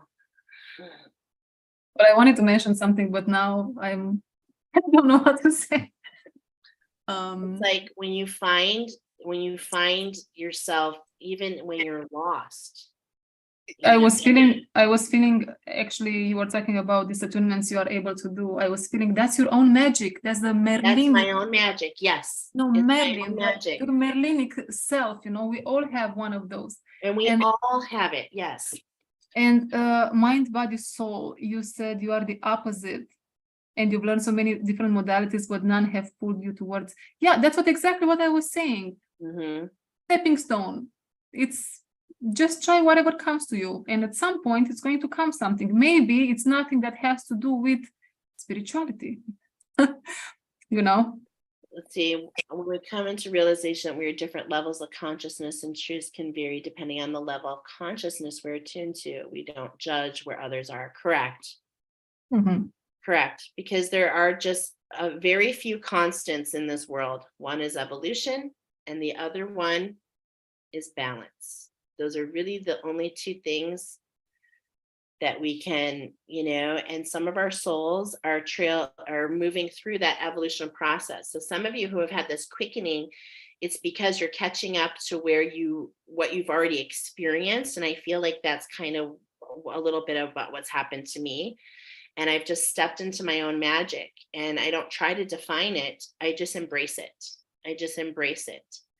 And I know that what I do is going to help others, because what I've created somehow is a way to preserve your energy. I'm very passionate, Nicoletta. I don't talk about protection. I don't believe in it, but I do believe in preservation. I do believe in,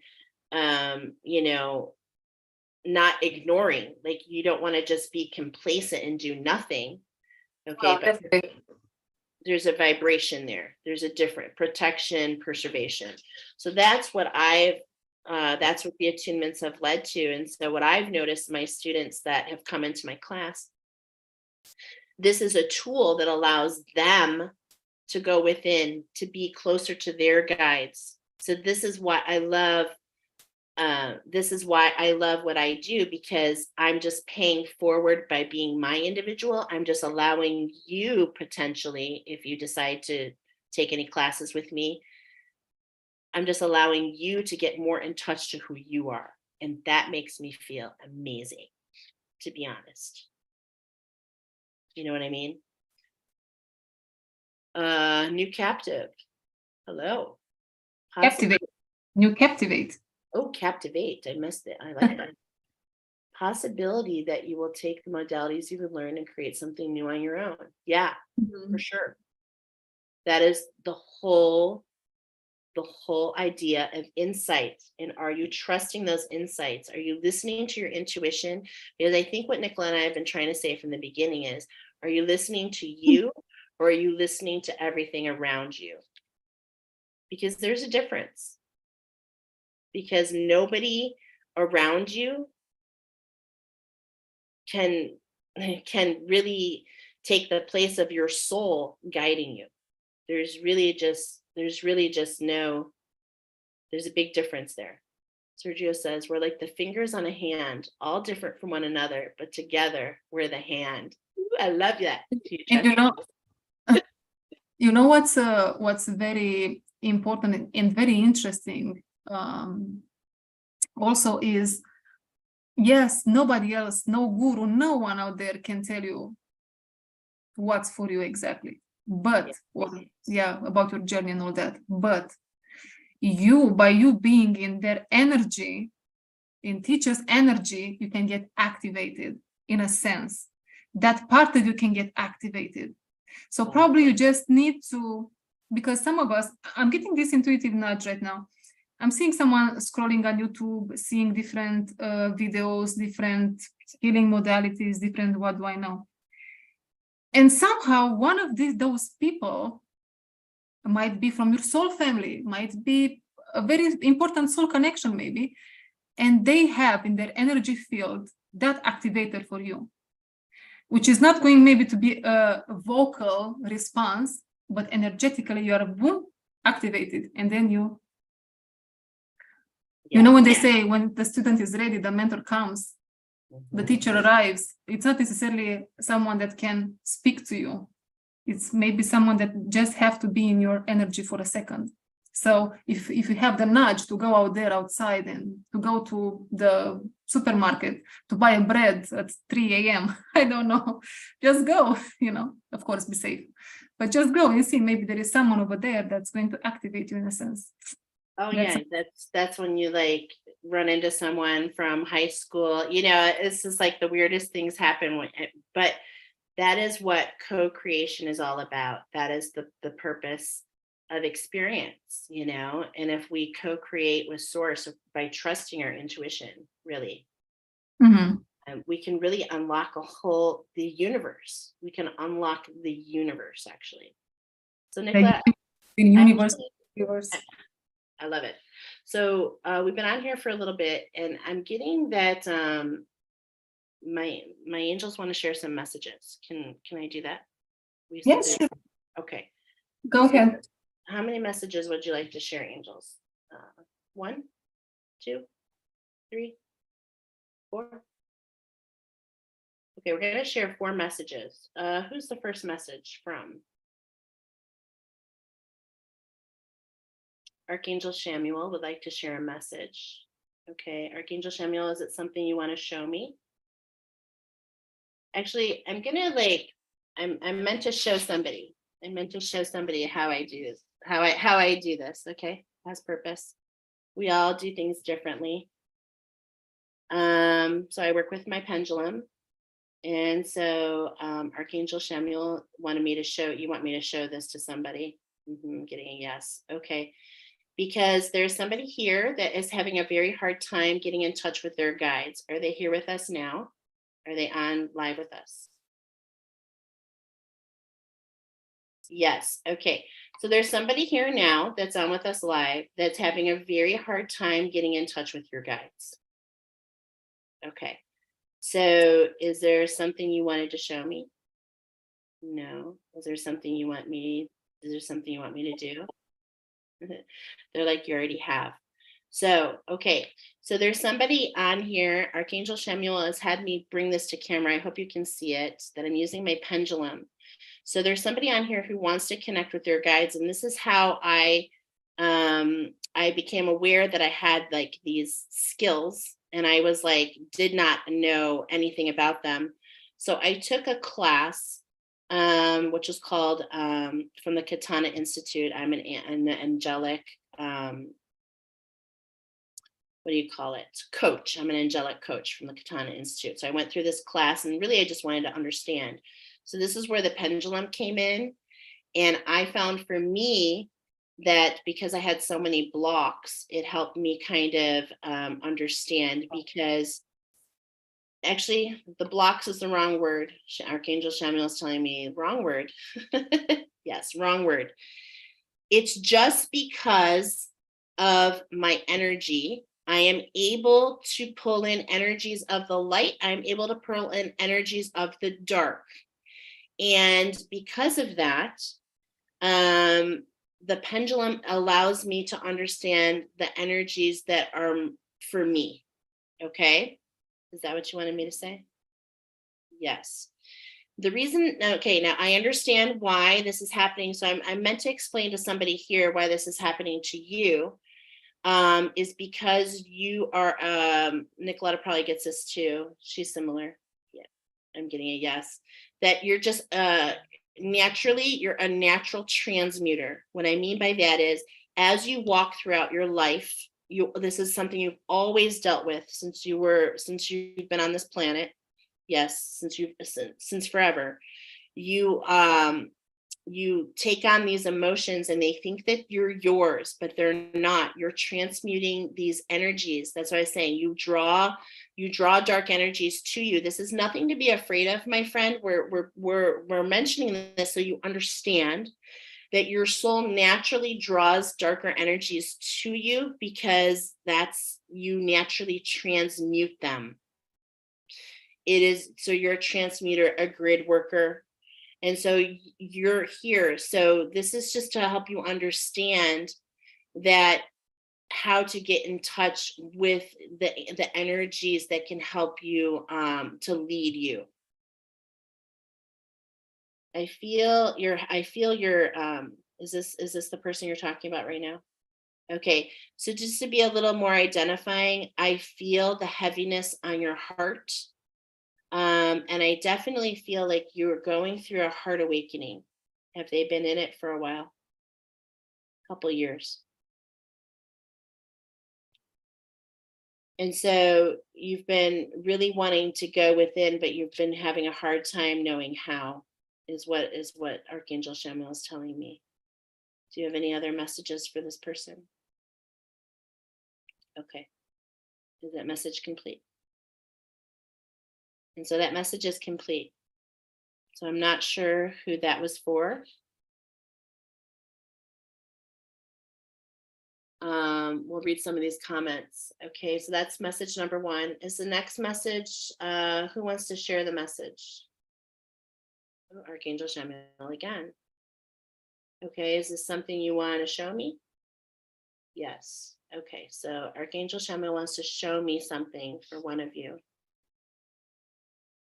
So bear with me as I'm basically connecting to energies.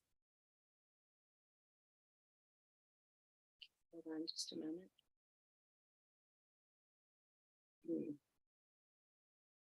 Okay, I'm instantly feeling whoever this person is I'm feeling energies on the front of my heart chakra, and then also across my brow into what I would call the pineal gland. And so we have a message for you. I'm getting that you were brought here for clarity. Is this correct? Were they brought here for clarity? Okay. So you were brought here for clarity, and just me mentioning that, okay, is that part of this as well? See how I'm picking up on, I can feel your energies. And so this person just had an energy go down your left leg behind on your calf.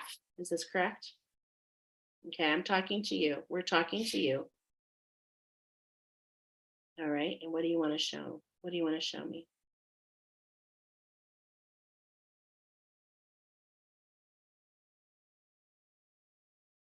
Hold on a second here.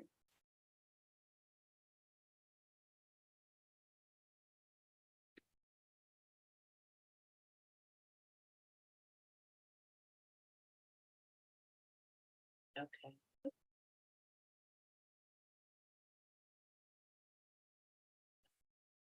Hold on a second. This particular person is Archangel Samuel. This particular person is feeling a lot of shame at this moment. Yeah. I'm hearing forgive yourself. I feel very emotional. And you need to just let it go. Is this person with us now? Okay. This person is not with us now, but you will know who you are when you come here.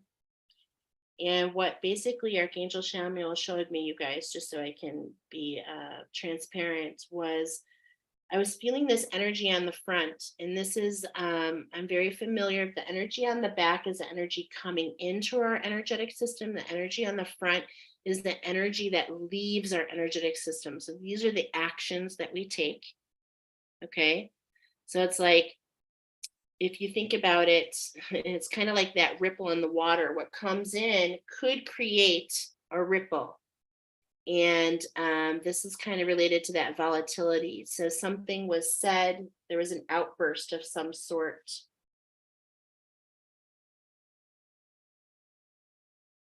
And what I'm hearing is you just need to let it go.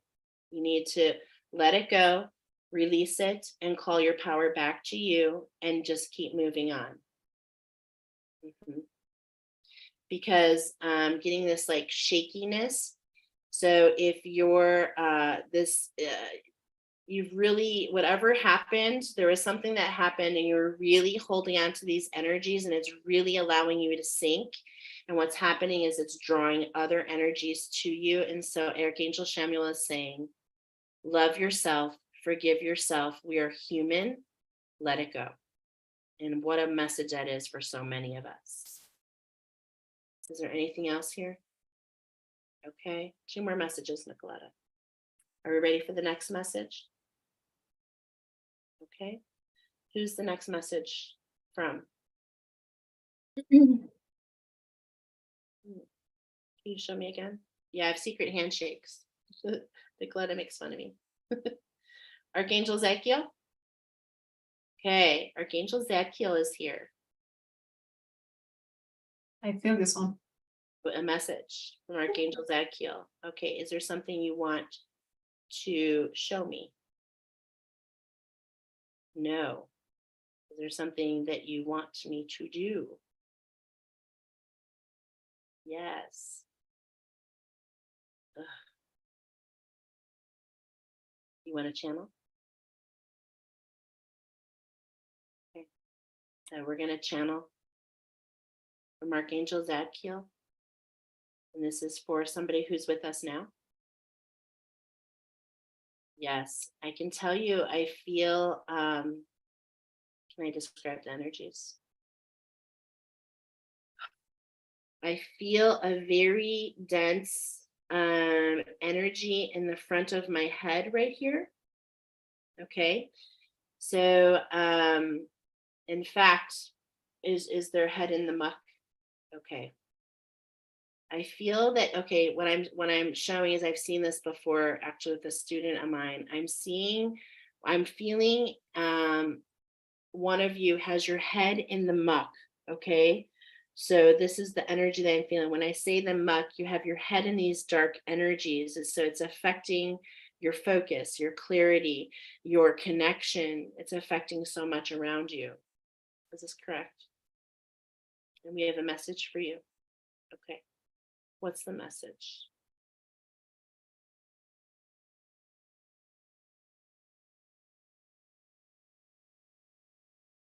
Are you serious? Was that the message? Hold on, I'm going to repeat it back in my mind by myself real quick. Anything else? Okay, here's the message. How now, brown cow? I know. Is that the message? Yes. Anything else? How now, brown cow? Is that supposed to mean something to them? It means something to you. Okay. Is there more to this message, Archangel Zadkiel? No. Okay. Are we ready to move on to the last message? Okay, and who's this last message from?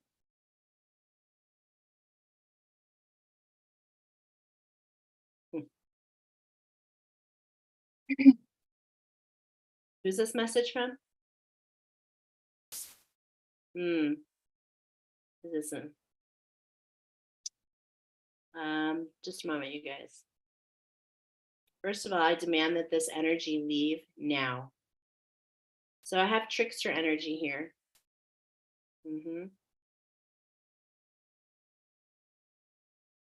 Archangel Raziel. Is the purpose to mention the trickster energy? All right, so who really is showing this message? Okay, so this is really a message from Archangel Raziel, but it came as an imposter through Archangel Haniel. So I'm getting, is this person with us right now on the live? Okay, I'm getting you're not with us right now, but there is somebody who's going to watch this who's entertaining trickster energies, and could be Archangel Haniel. I'm getting a yes. So if you're working with Archangel Haniel, now this is no judgment. Okay, you guys, let's not read into this, but I'm very familiar that there was an energy posing as Archangel Haniel with me.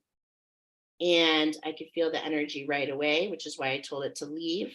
And that is exactly what you're meant to do. Anything else? Oh, there's more. We're all meant to know, all of us on here, that the guides and the angels and the guides that we're working with have purpose. We're not meant to necessarily work with all the angels at the same time. I meant to mention I'm working with 5 right now. And there's been some growing pains as I had to let some of them go. Okay. So somebody said it perfect in we're all at different levels of consciousness. And so different things are going to resonate. But we brought this up, Archangel Raziel, who is, I believe you're working with Archangel Raziel, the person that I'm sharing this with. And so this is really to confirm that is a trickster energy, and that you can just ask for all trickster energies to be removed from your team. Okay, anything else? Okay, Nicoletta, I am done. I bring in some messages also? Yes. How should we do this? So 3 messages I hear, 3 messages, but for who?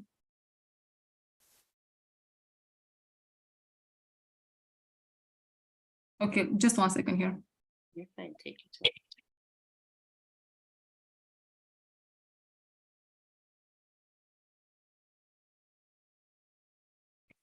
Three messages. Let's start with the first message.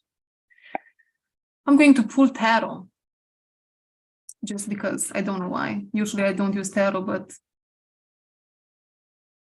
I feel pulled towards tarot. Okay. Wow, the Queen of Wands. So this is the first message, guys. Queen of Wands. Back of the deck is the Hierophant. You see those, you see the students and the teacher over there.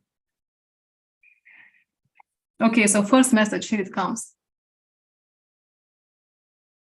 Even if a teacher, you see a teacher, a guru, you see a video on YouTube, or you go to a retreat, right? And you see something there, and that thing doesn't resonate with you, you have to find the confidence within to trust yourself and to move on, to continue on your path with what you feel, and not believe you are wrong because you put that teacher on a pedestal. Yes, we should have respect towards everyone and everything. But you know what I'm saying here, like when we have respect towards the people that we consider to be more knowledgeable, yes, that's fine, but make sure that respect and that vision image you have about that person doesn't cloud your path. So here you are invited to, it's so funny, next card is King of Wands. So we have the Queen and King of Wands. You are invited to come into balance within yourself, within your energies, in your solar plexus chakra in particular. What else? What else here?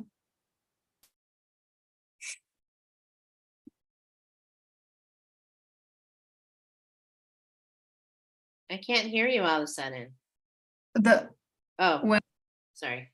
Yeah, the Hierophant has the keys. Maybe they have the keys for you. And as I was mentioning earlier, maybe not even through speech, but through their energetic field, they have the keys for you. But only you know what door is meant to be open inside of you with those keys. They don't. Okay, they might believe it's the blue door, but actually it is the red door. Makes sense? Hierophant has only one, how do you call it, wing spread over there for a reason. What is the reason? Themselves, they have yet to know how to spread the other one. Okay, so they might have some keys for you, but they don't have the whole answer. Okay, interesting. And so a message is going to come to you, Knight of Swords, very soon. And this message is going to unlock something in you. First of all, it's going to feel kind of confusing. After that door is going to be open, you're going to feel confused a little bit because you don't know how to approach this new energy, that information, whatever the situation is here. And you are, again, encouraged to take baby steps, to be curious, to adopt this beginner's mind in this new endeavor, in this new chapter, maybe, of your life. Okay? You, message number one, that I should pull a love oracle. Interesting, love oracle. Is this in love? Maybe this is in love for you. Maybe we're talking about romantic life. Okay. Look at this. Girl with a snake. And it says, empath and narcissist paradigm, being charmed or used enable boundaries.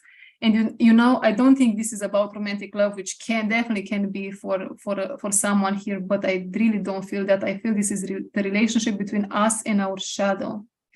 You see that girl over there, she is becoming friend with the snake, becoming friend with the shadow, you know, allowing the shadow to be, not to act or react to it or through it, just allowing it to be, showing it compassion, becoming more compassionate towards it.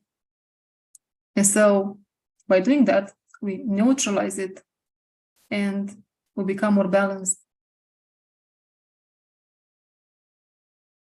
Okay. Message number 2, let's go with some crystals. For message number 2.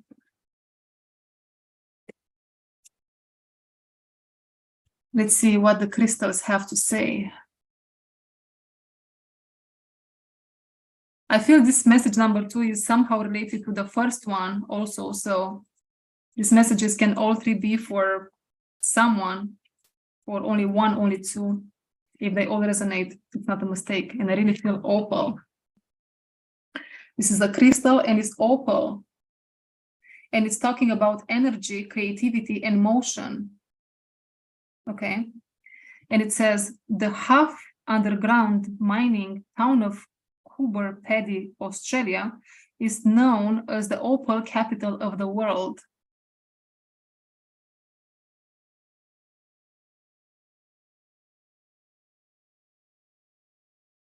Messages for someone that really needs sacral womb clearing, healing, deep healing. And this is exactly what I'm offering. This is related to the meridians that go through your sacral chakra. And especially this meridian is going through Australia, so it's related to Mother Earth, the one that goes through Australia. So by healing us, we heal the mother, right? And yeah, what else here?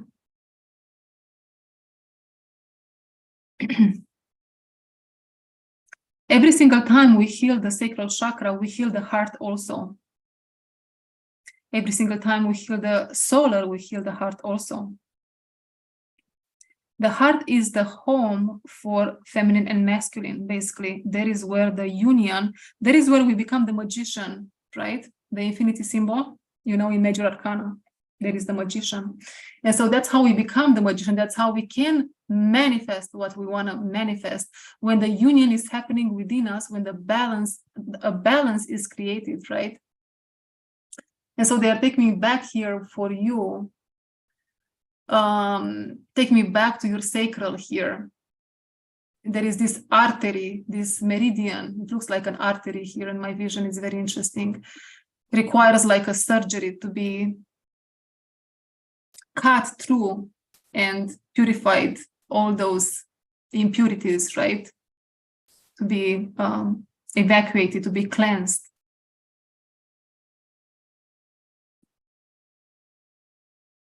Also interesting. And now the clay is coming. So look at this, Michelle. The clay is coming through, and the clay here is talking to me in this situation about the Jezebel demon, which is the feminine demon, the feminine that's infiltrated all over social media, in porn, so on and so forth, sexually, right? This is what I'm talking here about. This is also somehow rooted in the sacral, but more than that, it is, or it was transmitted through sexual contact, but somehow, and or it's in your bloodstream in a sense here, okay? Interesting.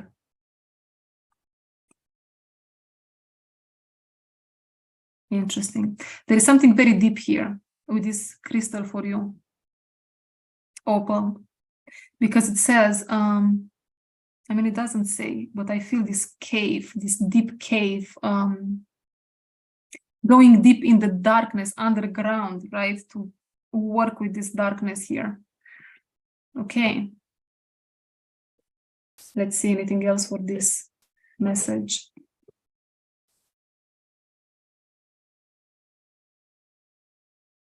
You want to work with the angels in healing this. Angels, seraphim angels is what I hear, archangelic realm, to hold the space and to bring light into this darkness in order to create the balance, right? That's why the angels are so needed. Because here we work with deep darkness. And when we work with deep darkness, we need that bright light to bring the healing, to bring the balance, to pull back closer to source, your soul, basically.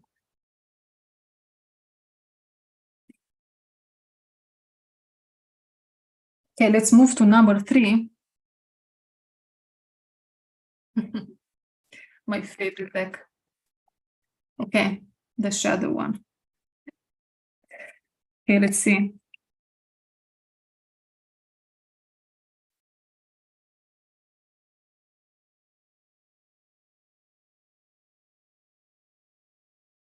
The third message.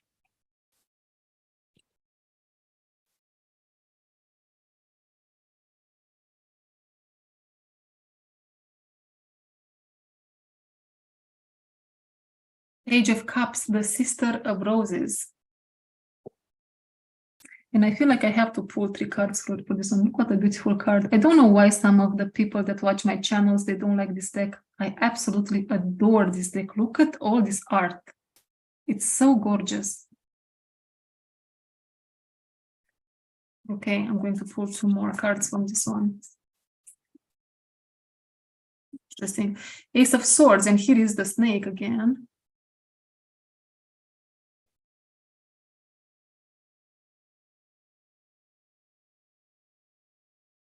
What pops up here is, why do you think Satan is being seen as a snake Interesting.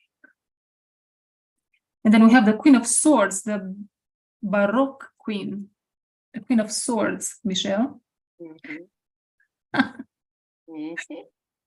Okay. So Page of Cups, Ace of Swords. Speaking your truth in a loving way is what's coming through. How do we speak our truth in a loving way?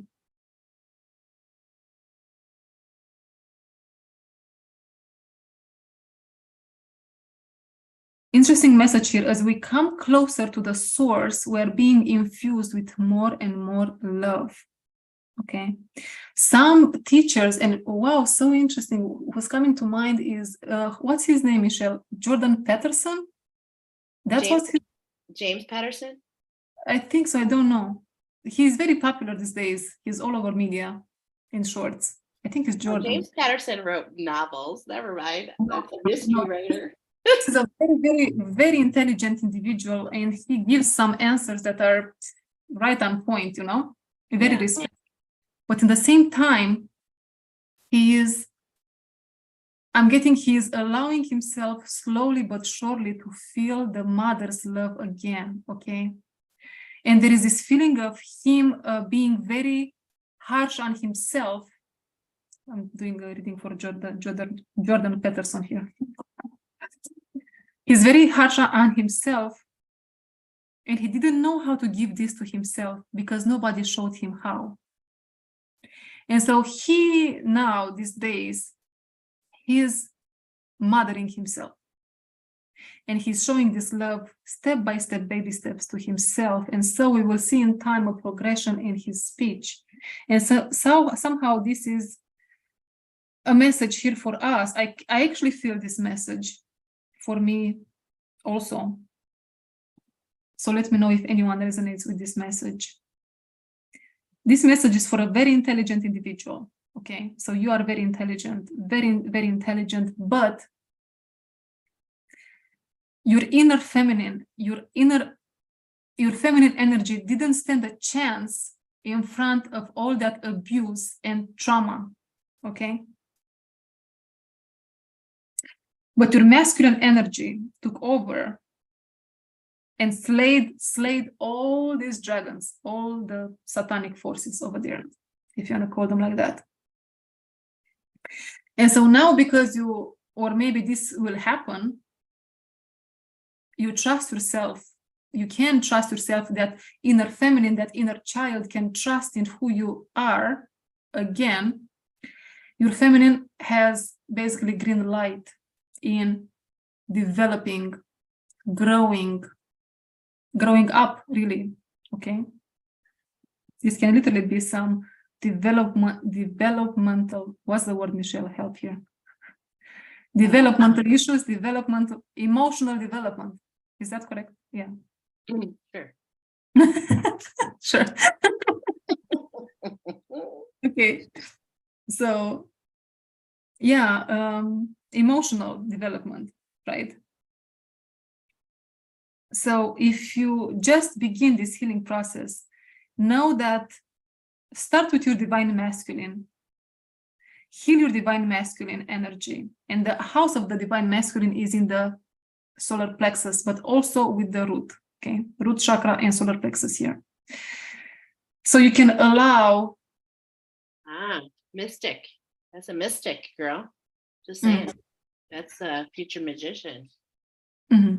So you can allow this feminine to rise, because in the feminine lies your true power. And maybe that's why it takes such a long time for some of us, right? To find that purpose, to find that mission in life.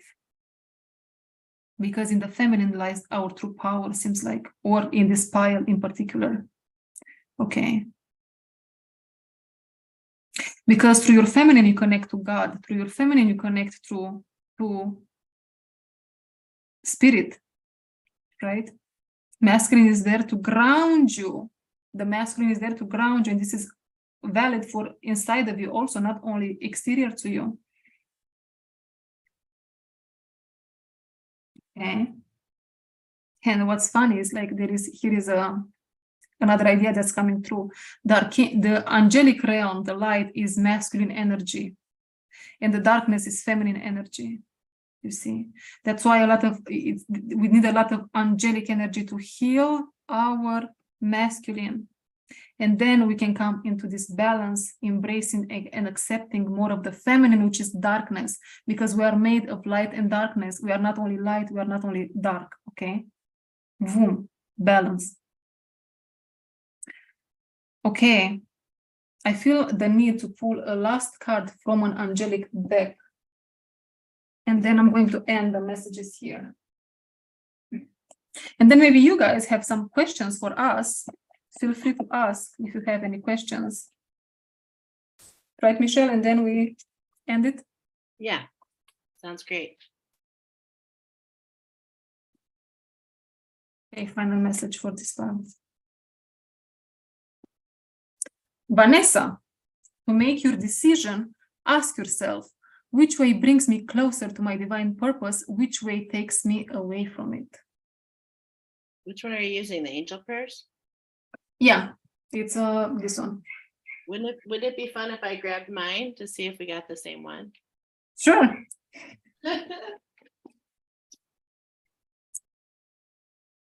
And so with this card, what do I feel here?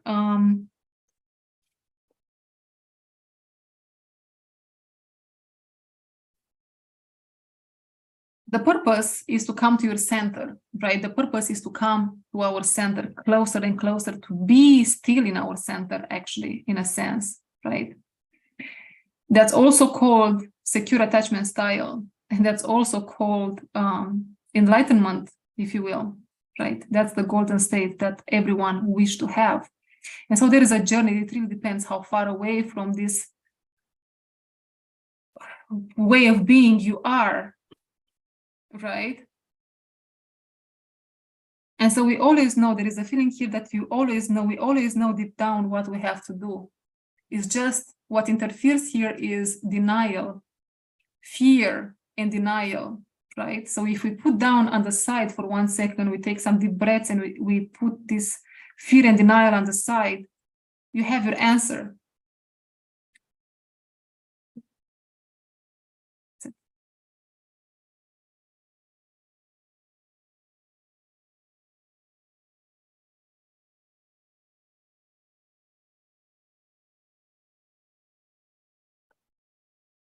I think it's a little bit of a...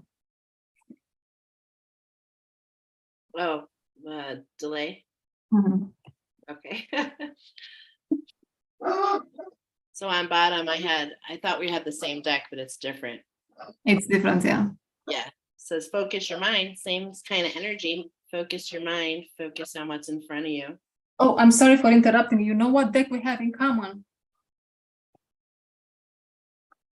I had a couple in common. Ooh, This one. activation. Yeah. Uh-huh. Nothing, or whatever. The activation deck. Yeah. Uh-huh. This card was coming. I dug this out of my crystal deck when you were talking about opal. I wanted to show this because I think it was showing, you were talking about the wounds, and I look at this as, yes, we both have that one. I was seeing it as stitches around the heart. So that was interesting.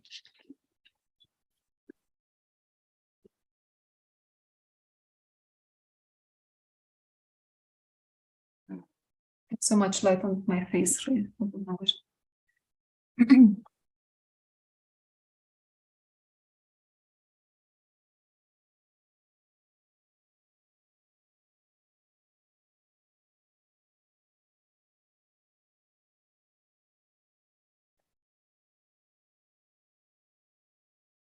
see if we got the same one.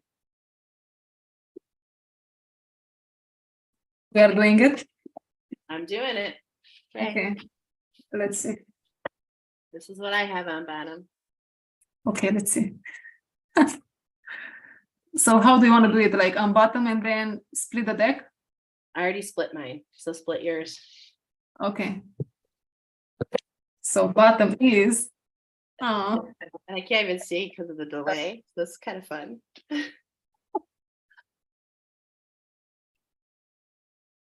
Oh, you I love see? that. No, not yet. I was Mm. saying, oh, because Sergio made a comment. My journey started over 20 years ago. The information is clarifying. You learn something every day. Amen. Wow. Oh, Okay. you got the higher heart. Yeah, I got the high heart. And I got the Gaia activation, the Gaia gateway activation. Mm. Okay. All right. And then what is your card? Crown chakra upgrade, divine connection, holy experiences, miraculous energy. And then what's the card that you got? Oh, I love this card. So pretty. Heart of Source, all-encompassing love, unconditional acceptance, serenity. Unconditional acceptance. Mhm. Aw. I love that card too that you're holding. Then some Isis energy also.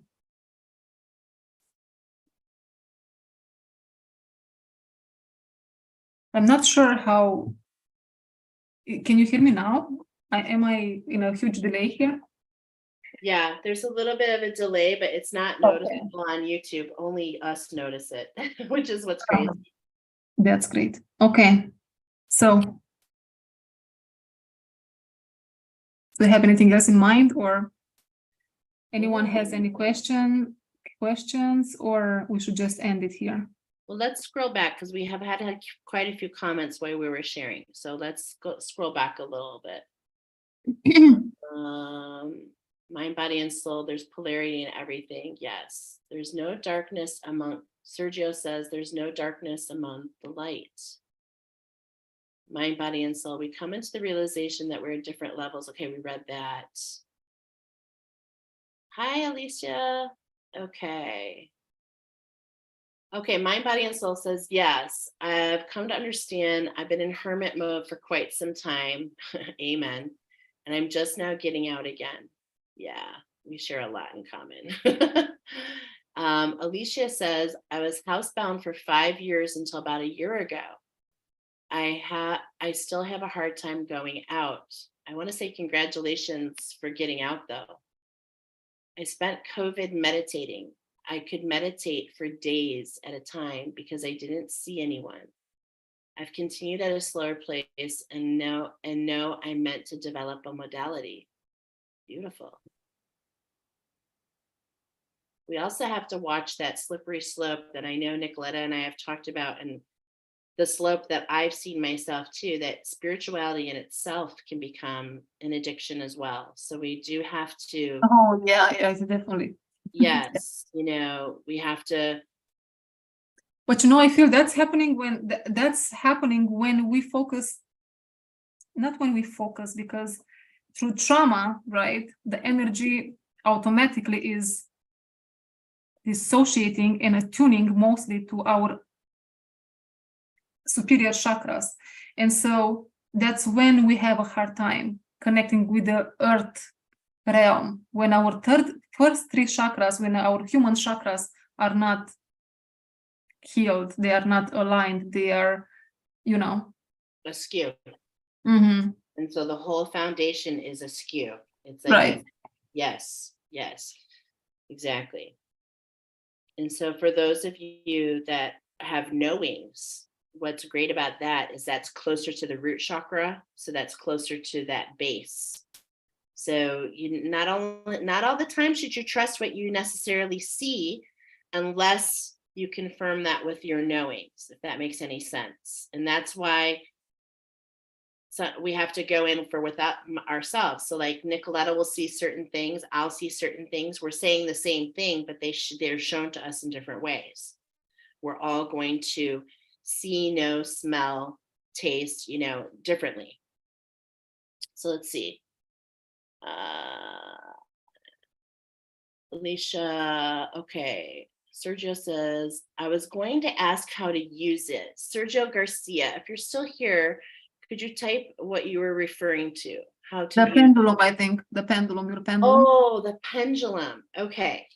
So you can, it's actually pretty easy. You just attune it to your energy. So you should always grab one that you feel connected to. And I personally, it depends on your connection. I personally would ask my angels to cleanse it, or I would cleanse it first. How you feel guided. You can cleanse your crystals with music. That's how I've always done it before. Now the angels clear my crystals for me. But basically you just attune it to yourself. So I would say, like, is my name Michelle Christidis? And I would say, and it's showing me a yes. So I would be like, show me a yes. So there's basic ways that you can attune it to your energy, because a pendulum is really just your higher self. And it's really kind of taking you out of your mind, which is really good for me because, kind of a brainiac like that. So this just makes, for me, using a pendulum makes it, I'm not attached. Okay.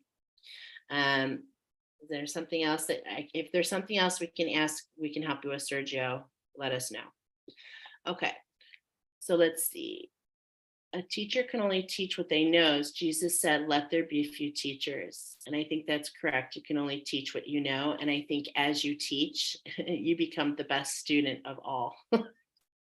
I think the person who learns the most is the teacher.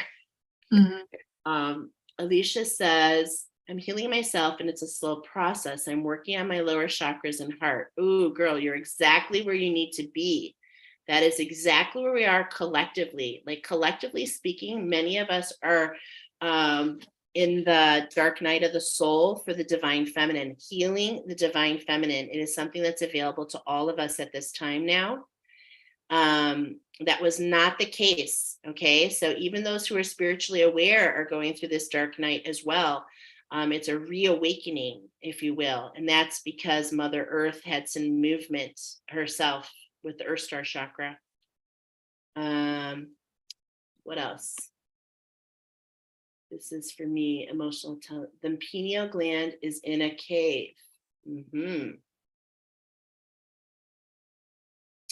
New Captivate. Feminine energy as dark is new to me and makes sense as I think of the earth as giving light, but not the light. Yeah, I think that that's a beautiful comment. And I think what we all need to remember when we're talking about light and dark is that they're really on the same exact bandwidth. If you do some research with color, I encourage you to go do some research with color, that when we talk about black and white, do you know that they actually refer to these as shades? Because they're on the exact same bandwidth. And isn't that really the definition of duality to begin with? So as we talk, and as I'm mentioning the pendulum here, the pendulum can go from one extreme to the other. And so we have black and we have white. And it's really not clarifying what that means. The whole idea is to be in the middle and to find your perfect shade of gray. Okay. So I think, and that's how your shadows, that's how when doing your shadow work can bring you into this beautiful balance. Because sometimes when you go, not sometimes, I'm going to tell you, every time you lean into your shadow, it'll lead you to the trap door, which is the brightest light that swings you right back into balance. What's beautiful about that is you also recapture parts of yourself that you left in the dark. Okay.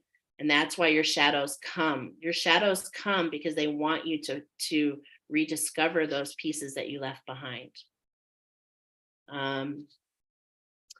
So those are some of the comments. Any other comments, you guys? Yes, beautiful comments. What did you think about what we did today? Would you guys like to see us go live again? I know this is like our element. Me and Nicola, we could just sit here for hours, I feel. Yeah, for real. We could just be sitting here for hours and hours just chatting, because this is like coming. It's like a natural thing for both of us, we just this is like just who we are. I know for me, it comes from that wounding. It comes from not allowing that wounding. I'm seeing myself 22 years old in the middle of that stairwell saying, stop the madness. I wasn't going to allow someone else's shadow to lead me astray into the shadowlands, not to step into who I am. And I think that's the essence of trauma. But it can be such a beautiful unfolding, my friends. Susan said this was amazing. Yes, Mind, Body, and Soul said thank you so much. We're getting thank yous. We'd love to get your feedback. We hope you enjoyed this. We would love for you to take one of those final spots. Okay. Yes, retreat. Come and see us. Come and see us. Hang out with us for a couple days. We would I love can already tell you it's going to be so amazing. I can feel all these powerful energies, and man, it's by the ocean. Yes. Yeah, right by the ocean. We literally are on the Gulf. Like, it's the experience. It's going to be so amazing. I'm super duper excited. And no final thoughts for me. I feel like we've done everything we've meant to do today. We've been on here for a bit, and it's not about the timing.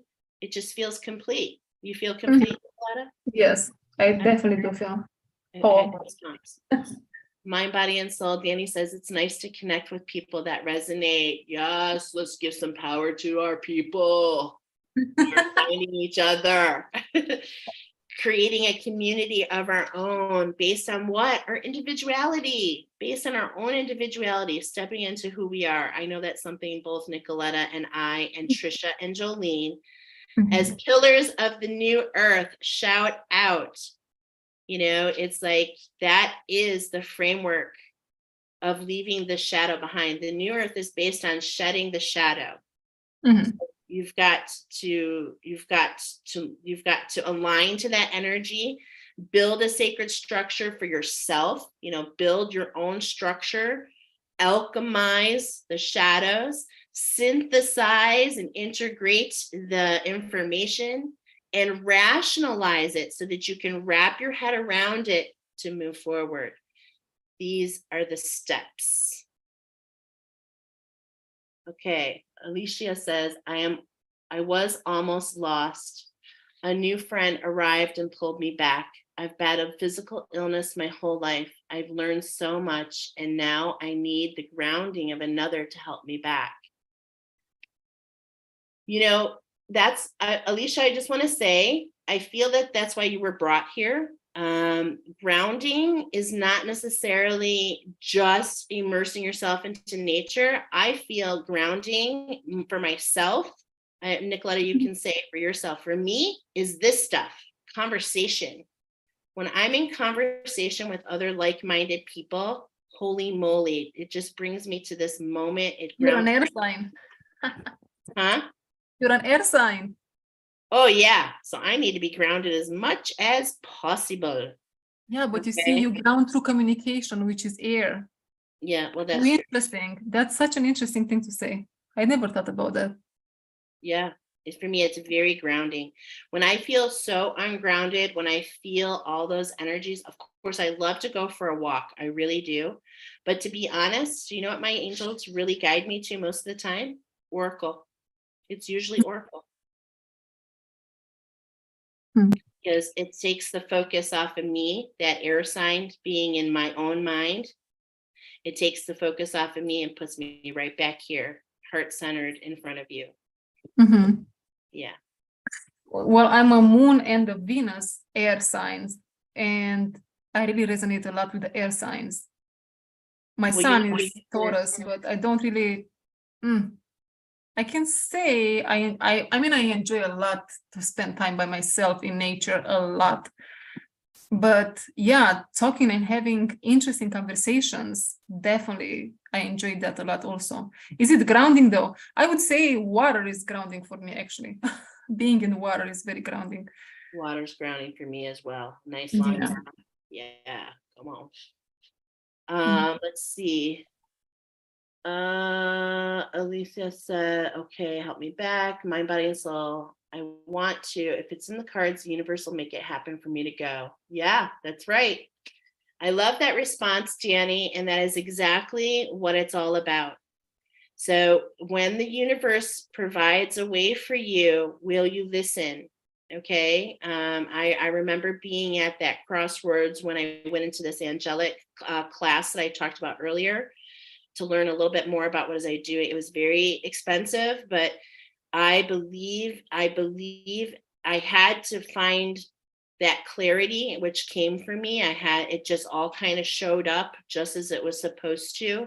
But boy, did I really have to surrender. Okay. There's so much value in that. Okay. Alicia says, I've used pendulum for 20 years. Nice. Sergio says, if God wants me there, then we will see each other there. That's right. Well, we hope to see you there. We know it's going to be an amazing experience. This entire retreat, to be honest, and I know Nicola can say this, it is literally guided by source, 100%. The whole thing, y'all. The whole thing. We are really surrendering to the process, aren't we, Nicoletta? Yeah, and as a final thought here, as a final word, I really feel like Spirit wants to give us and all that are watching right now and in the future a homework for the next 3 days is what I hear. Okay.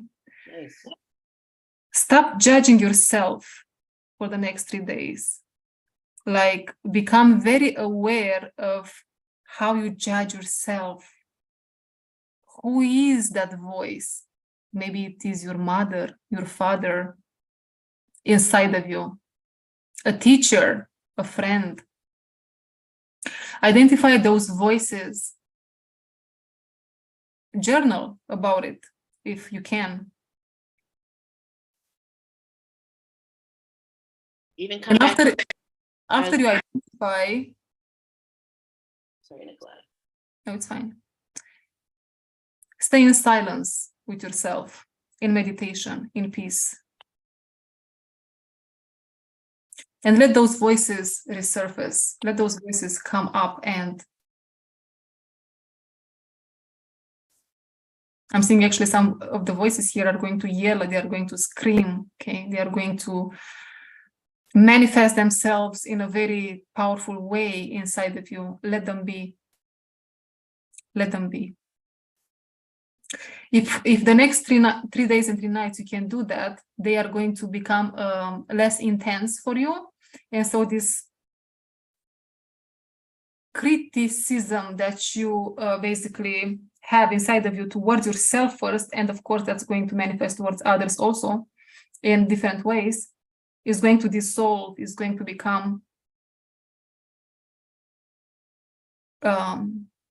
you are going to have those voices less and less within you. Next 3 days and 3 nights seems like crucial because probably of the energies of the eclipse.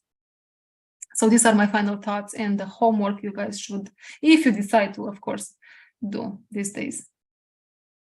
What's super weird as you were talking, not weird, I'm just going to trust it. And I could feel, I'm just going to throw it out there. Is this for everybody who joins us? Okay, this is kind of a powerful share, but I'm just going to share it. Nicoletta, I'm being told that many are going to have a Kundalini rising after being here in this container. Mm-hmm. And I'm feeling it right now, emerging from the sacral. And for some of you, it's going to feel like it's going to be stuck on your heart. And I feel that. Yes, and that's why you shared the homework. Mm-hmm. Because that is just like when I say the heart, that's that inner earth. That's that I'm getting the timeline Merlin, King Arthur, right? So there's this energy for some of us. It's just kind of interesting. So I think this is actually highlighting something for many of you that resonate is this need to armor, this need to grab the sword to fight. Okay. what I'm getting to share with you is not to fight. Like Nicoletta said, I'm reinforcing you to sit in that silence and just to allow, because everything you've already learned from the fight, there is literally nothing else you can learn. Nothing else. So how about we put that sword in the sheath and we just be and see what comes from there. Mhm. That felt like it needed to be shared. Okay. Well, this being said, it was amazing. I love this so much. Me too. Maybe next week again. Who knows? Next weekend we will see. Yeah, who knows? I'd love that. Yeah. I'm sure we could come up with something clever, you and I. Like always. Yes, my dear. Yes, my dear. Okay, so this has been such a pleasure, you guys. Let us know what's going on. We'd love to get your feedback. You know, one of the biggest things of being vulnerable and getting in front of you is so that we can get some feedback so that we, you know, encourages us to keep coming back. Right. The homework is interesting because I asked how I could release that energy once and for all and stay in compassion. Oh, deep goosebumps. Thank you, Nicoletta. Yes. As we were showing this card earlier, this was related to your homework. Undoing these stitches. Remember how we talked about the sausage? Yeah, you see how everything comes together. Yeah, see how it all comes together? We're undoing the sausage casing to allow the expansion. Okay, y'all? I can't wait for this retreat. I'm so excited right now. I hope you can't can wait feel it either. also. Maybe we'll get a bun to put the sausage on. Okay, so Okay, first dinner, vegetarian sausages for everyone. oh yeah, I can't wait for the vegetarian sausages. No, we're not going to have vegetarian sausages, but we will have a vegetarian menu. Yes. Yeah, that's true. I'm a meat eater, so you know, it'll be an experience for myself. I'm excited for it. Okay. All right. Thanks, Nicoletta. This was fun. Thanks, y'all. Thank you as well. We'll Thank you, chat everybody. soon. See you soon. We'll see you all very soon. All right. Over and out. I'm going to go ahead and say adieu. Adieu.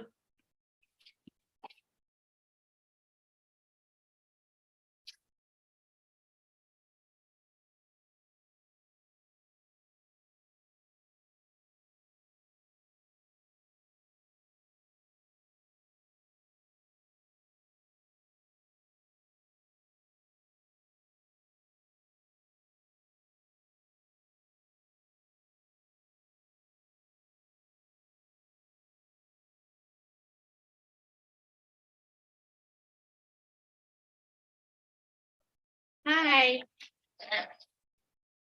Sorry. What's that?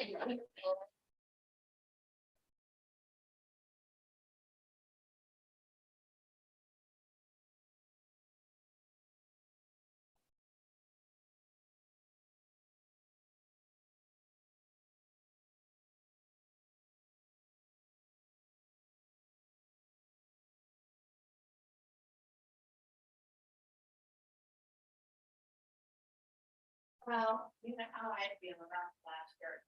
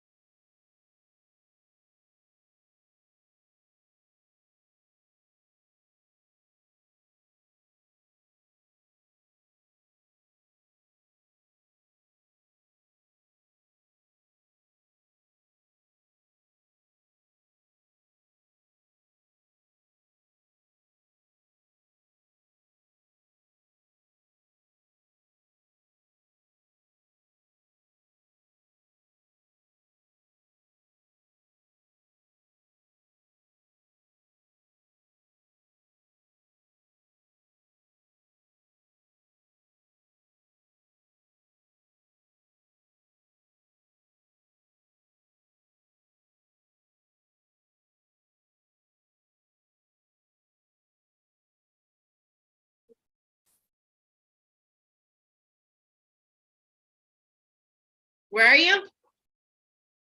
Come here.